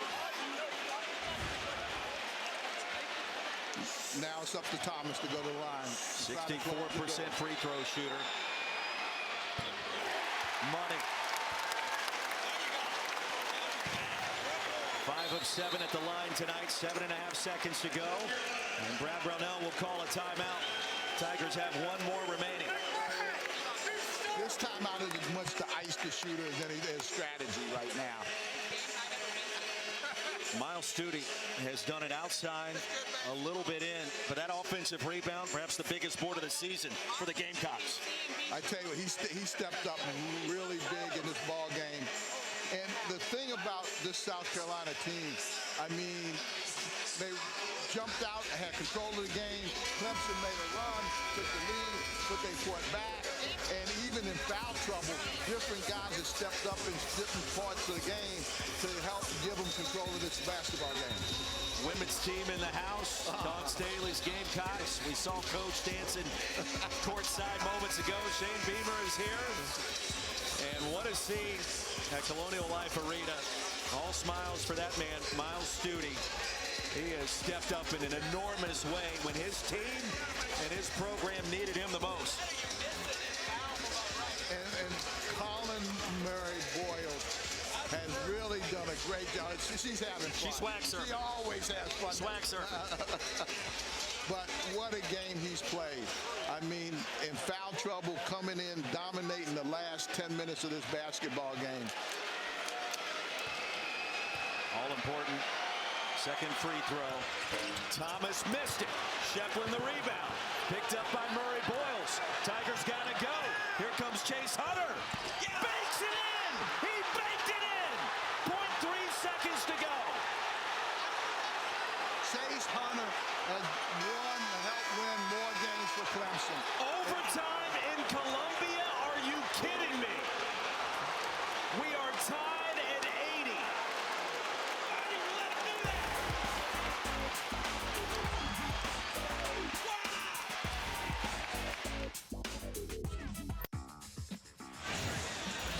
The rivalry delivers again. We saw it last month on the gridiron up in Death Valley. We see it again here tonight on the hardwood in Columbia. Tied at 80, free basketball headed your way. And Chase Hunter, Coach, you mentioned him throughout the second half. The game plan for Brad Brownell. Find a way to get it to #1 in orange, and he delivers when his team absolutely had to have it. Without question, he's been a big shot taker for Clemson throughout his whole career there, and he stepped up tonight. They struggled in the first half because he wasn't aggressive. He came out the second half, has been very aggressive, and kicks that one off the glass. The one guy that I felt could really give you trouble was the one guy that got the shot, but he's played his whole career like that. I mean, he's been there when they needed him. 1,000-point career scorer, tested the NBA waters after last offseason. He's won 92 games in his Clemson career. And a winning play at the end of regulation here at Colonial Life Arena. And all of a sudden it starts to feel a lot like March. You know, now for South Carolina, they did everything right except for missing some foul shots going down the stretch. They got to get their composure. They got to go right back to their game plan, space the floor, get it in to Boyles, and continue to play off of that. In your experience, covering multiple decades, Coach, not to give away your age, but the team that ties it right before overtime, is there an advantage with momentum when you make a shot like that and you got 5 more minutes? Not necessarily. I think it depends on how the coaches sell it and handle it. They've changed the matchup right now on Boyles. Colin Murray Boyles lost it off the shoe. Highbreeder picks it up.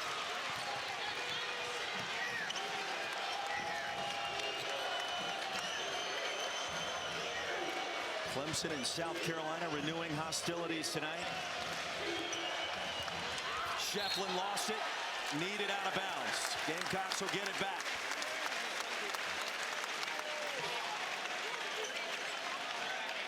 When South Carolina looks back at this, the foul line is the thing that really did them in the last 2 minutes. Well, the other idea or notion we didn't address there at the end of regulation, if you're Lamont Paris, do you think about fouling? With a 3-point lead and time running down, that's always the age-old question in basketball. And my answer to that is you do what you practice. All these coaches do time and score, late game situations, whatever you practice, that's what you do. Miles Studi outside to Thomas. Ugasuk left wide open. That's a triple. Gamecocks by 3. Clemson's looking to spread the floor a little bit. Watch the high ball screen for Chase. Hunter to Shefflin. High off the glass. 1-point game. Shefflin or Hunter will probably look to either initiate or take every shot in overtime. Shefflin's got 23. Hunter has 22. All of those coming after halftime tonight.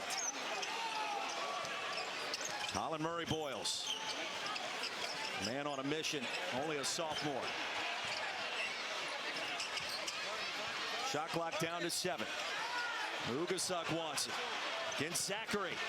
Head down. Colin Murray Boyles stripped on the way up. He'll get it back. Bumped by Shefflin. And that's going to be number 5 if it's on number 4. And it is.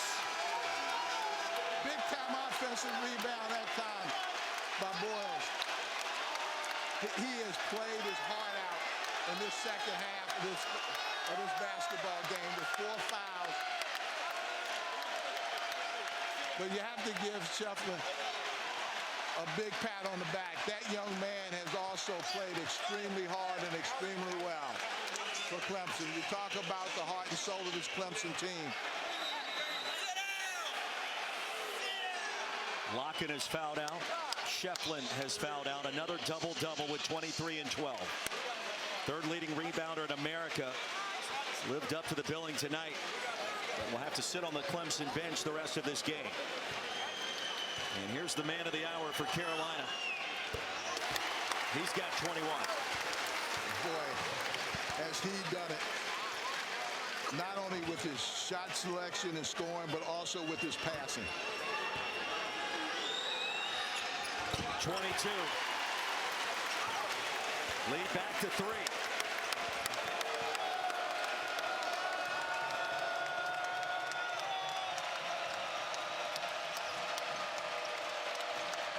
Jaden Zachary. Bottled up by Murray Boyles. Pinballs back to him. Last touch by Clemson. Gamecocks get it. Now with Shefflin out of the game, South Carolina can switch on the perimeter so they can take away the 3-point shot because they don't have to worry about being post up inside. Clemson has gone with a smaller lineup. Chauncey Wiggins now defending Colin Murray Boyles. We're in overtime, 85-82.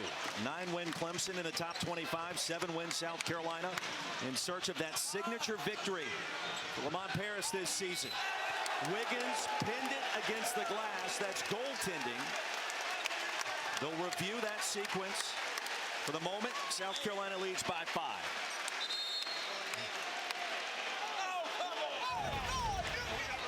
Good spacing right there. Good drive. The previous play is under review. Hit the glass. The question is, did Wiggins hit it before or after it touched the glass, Coach? Looked like it touched the glass. Looked like it touched the glass. If it's after, it's a goaltending. Bucket counts. Yeah. I'm not sure we saw a definitive look from any of those angles. I thought he touched it maybe right before it hit the window. Yes. With that last angle, this will be the best look. And he did. He did. It's a good block. The first one looked like it hit the glass.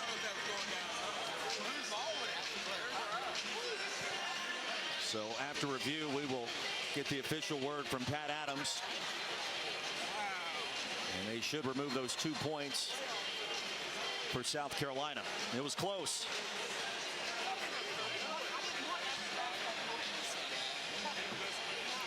You're looking for clear and obvious evidence. At that point, I think that's what we saw. Yeah, but now Clemson becomes a more dangerous offensive team because they've got the guards on and shooting the 3-ball. And which has given them a chance to get back in this basketball game. Look for some dribble handoffs. Look for dribble penetration and kick because they don't have a low post. Well, they're going to say it's goaltending. Yes.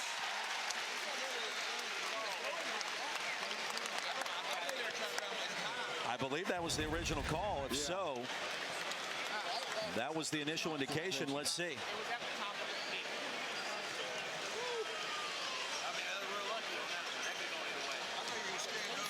And Joe Lindsay giving us the word. Yeah, that's goaltending. I mean, that was a close play right there at the window. I'm not sure. I thought he grazed it right before it hit the glass. Yes. Chauncey Wiggins asking. It's a bucket for South Carolina. Clemson will get possession. We're not even halfway through the overtime. We've had ejections. We've had 2 Tigers foul out. We've had South Carolina's Colin Murray-Boyles take this game over late. Will it be enough? And the best offensive player for South Carolina, Pringle, hasn't played in the last 10 minutes.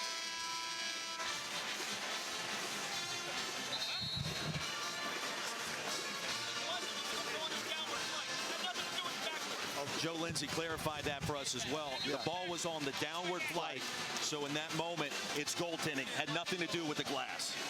Isn't that what I said at first? Appreciate the clarification from one of the game's best officials. So the lead at 5. That's the first thing I always look for, right when it's going towards the window there. But on the way down, bucket counts. Clemson has 4 3-point shooters on the floor. So you have to be careful as you're guarding them because they're not so much worried about setting somebody up in the low post because both of the bigs are fouled out. But I would be very conscious of the dribble handoffs and penetrating and looking and kicking for the 3-point shots. Gamecocks with momentum. Clemson has possession. And here's Wiggins against Murray-Boyles. He'll test the sophomore up in the air, back iron. Who wants it? Murray-Boyles does. 9 rebounds for Colin Murray-Boyles. He's got 22 points. Now you got to go into the post. You got to go into the post right now.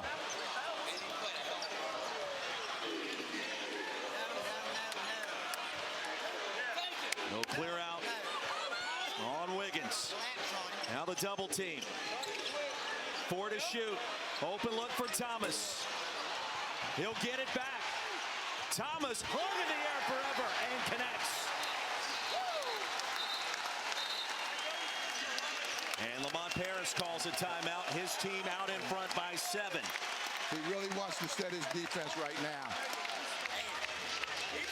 And you like that pause, I can tell. He gets a chance to talk to his guys with a sizable lead late. And again, he doesn't want to give up threes. I thought Thomas could have backed it out and maybe taken a little bit more time off the clock, but he saw an opportunity and took it hard to the basket. 1:37 to go. Does Clemson have one more run in it? South Carolina has answered every single time in this rivalry matchup. This game is not disappointed. You know, I talked in the first half that Chase Hunter had to step up.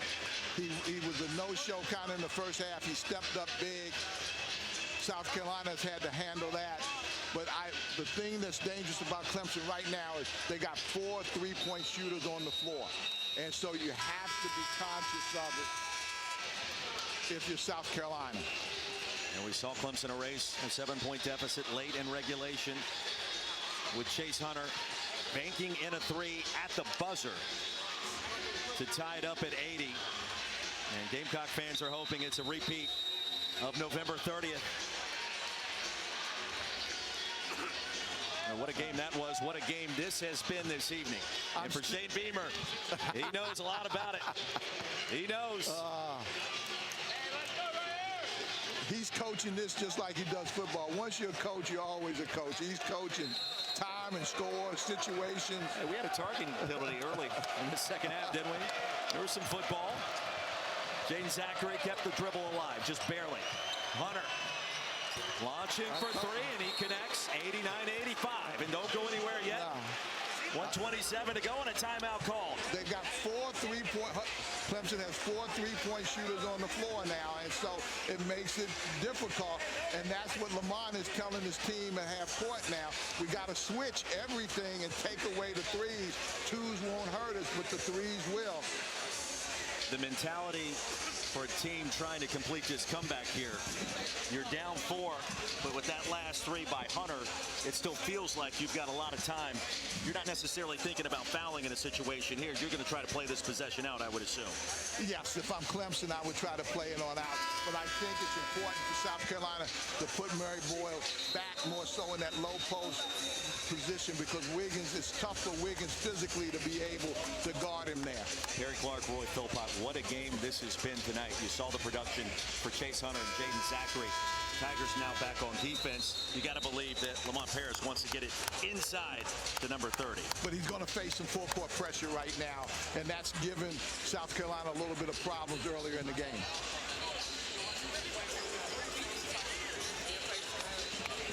You didn't tell me it was going to be like this tonight.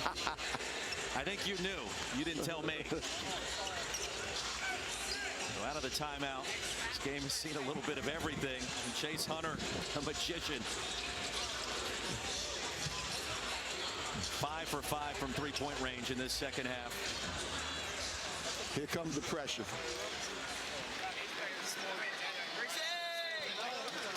Ugasuk will trigger. Thomas. Murray Boyles and now to right. Gamecocks will try to melt away precious seconds off that clock, nursing this 4-point lead. It's a 1-3-1, and they're trying to make sure that South Carolina cannot get a post up. Here comes Thomas, penetrating, dishing, Studi. Off the mark, Highbreeder the rebound. An opening for Clemson. You have to switch on the screens now. Well, you know Chase Hunter wants to take this. He will. Blocking foul called. Murray Boyles just fouled out. Clock stops. Free throws coming for Chase Hunter.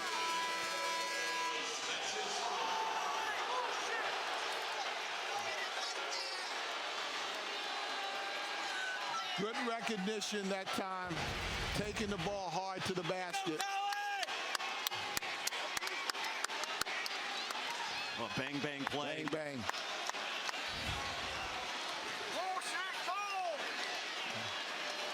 What a performance. That young man has played his heart out. I mean, he has played his heart out and played extremely smart, shared the basketball, played hard on both ends. Coach, You look at a scorecard like that, reminds us this is a rivalry game and a rivalry matchup tonight. And for Colin Murray-Boyles, we said it in our open, 14 NBA scouts on hand from 11 different organizations. He gave it every ounce he had tonight and then some. This young man on the foul line, Chase Hunter, and he gives Clemson a chance. He's a clutch performer, been here before. Something about somebody that's done it makes coaches have a little bit more confidence, and I've been calling his name most of the evening because he's done it before in critical situations. 26 points tonight, make it 27, 3 off his career high that he established at Boise State just a few weeks back. One possession game. A lot of free throws attempted tonight. Clemson 18 of 19 at the line to stay in it. And Thomas, a wise decision. 2-point lead, plenty of time on the shot clock. They want to try to get the ball inside. Nick Pringle back on the floor. He'll get it against Christian Reeves. Thomas has got to go, launching a three, in and out. Ugasuk had it for a minute. It pinballs around. Who's got it? Jump ball, and the arrow favors Clemson with 19.2 to go.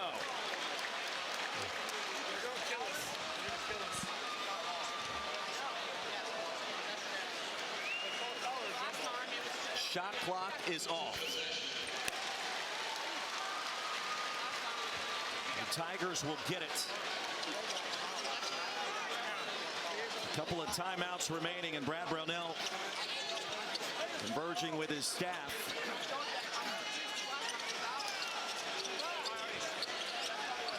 And he's going to want a timeout across midcourt, I believe.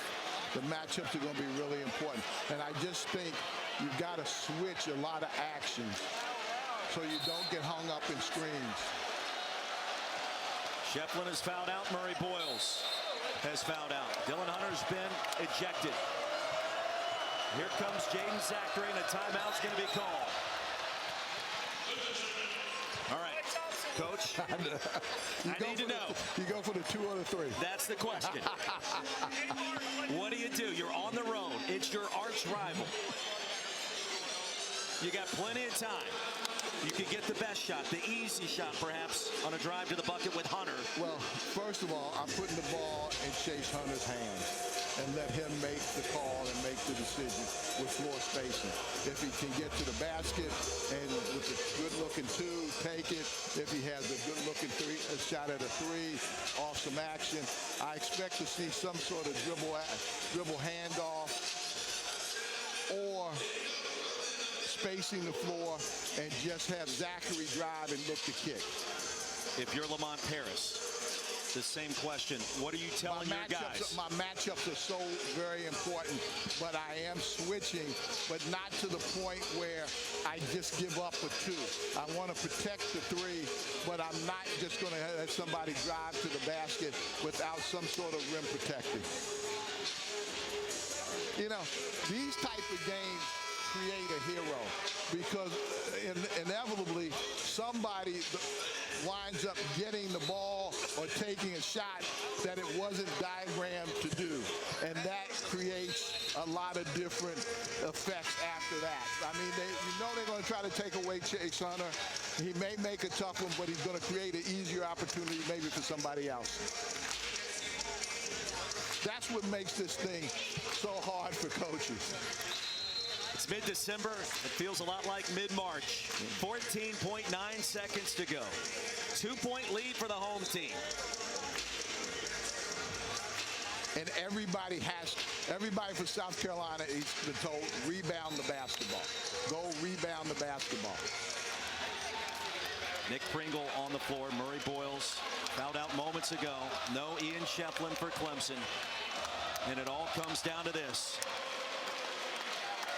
What a game, and potentially what a moment. Chase is they're probably going to try to pin down. He's starting on the baseline. They're probably going to pin down for him. Hunter gets it, picked up by Thomas. Chase Hunter now defended by Pringle. The crossover, Hunter penetrating, throws it up. Reeves had it for a moment. And a foul called on the way up. It's whistled against Nick Pringle. and that's his fifth. It was Reeves that had possession, and the Duke transfer draws the foul with 3.7 seconds to go. 3 of 4 at the line this year for Christian Reeves. Biggest shots of his young career in orange coming up.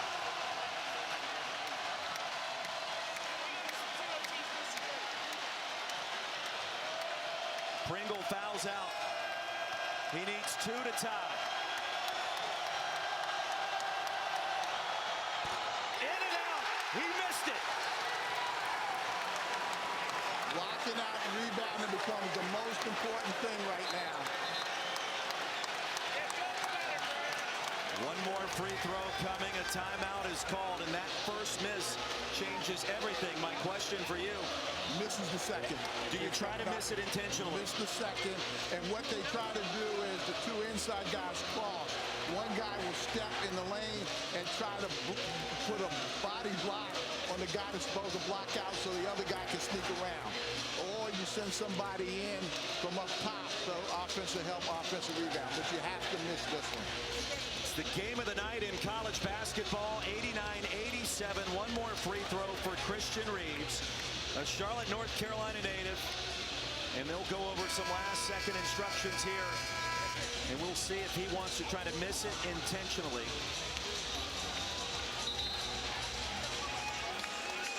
You don't have enough time. If he makes it, you really don't have enough time. You got to miss it, make it, then foul, or try to get a quick turnover.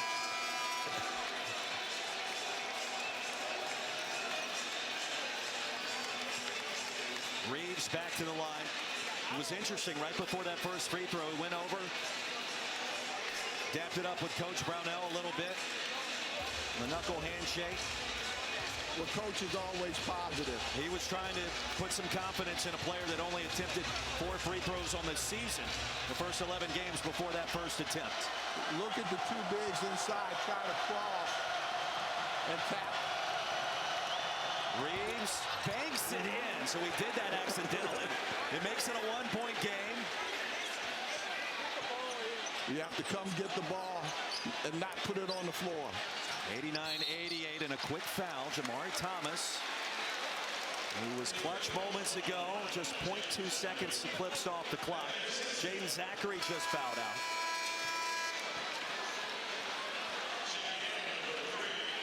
And what a second half for number 11 in orange tonight. And it'll put Thomas at the line where he is 5 of 8. And even if he makes both, it's still a 1-possession game. I might take the 2 guys off the foul line.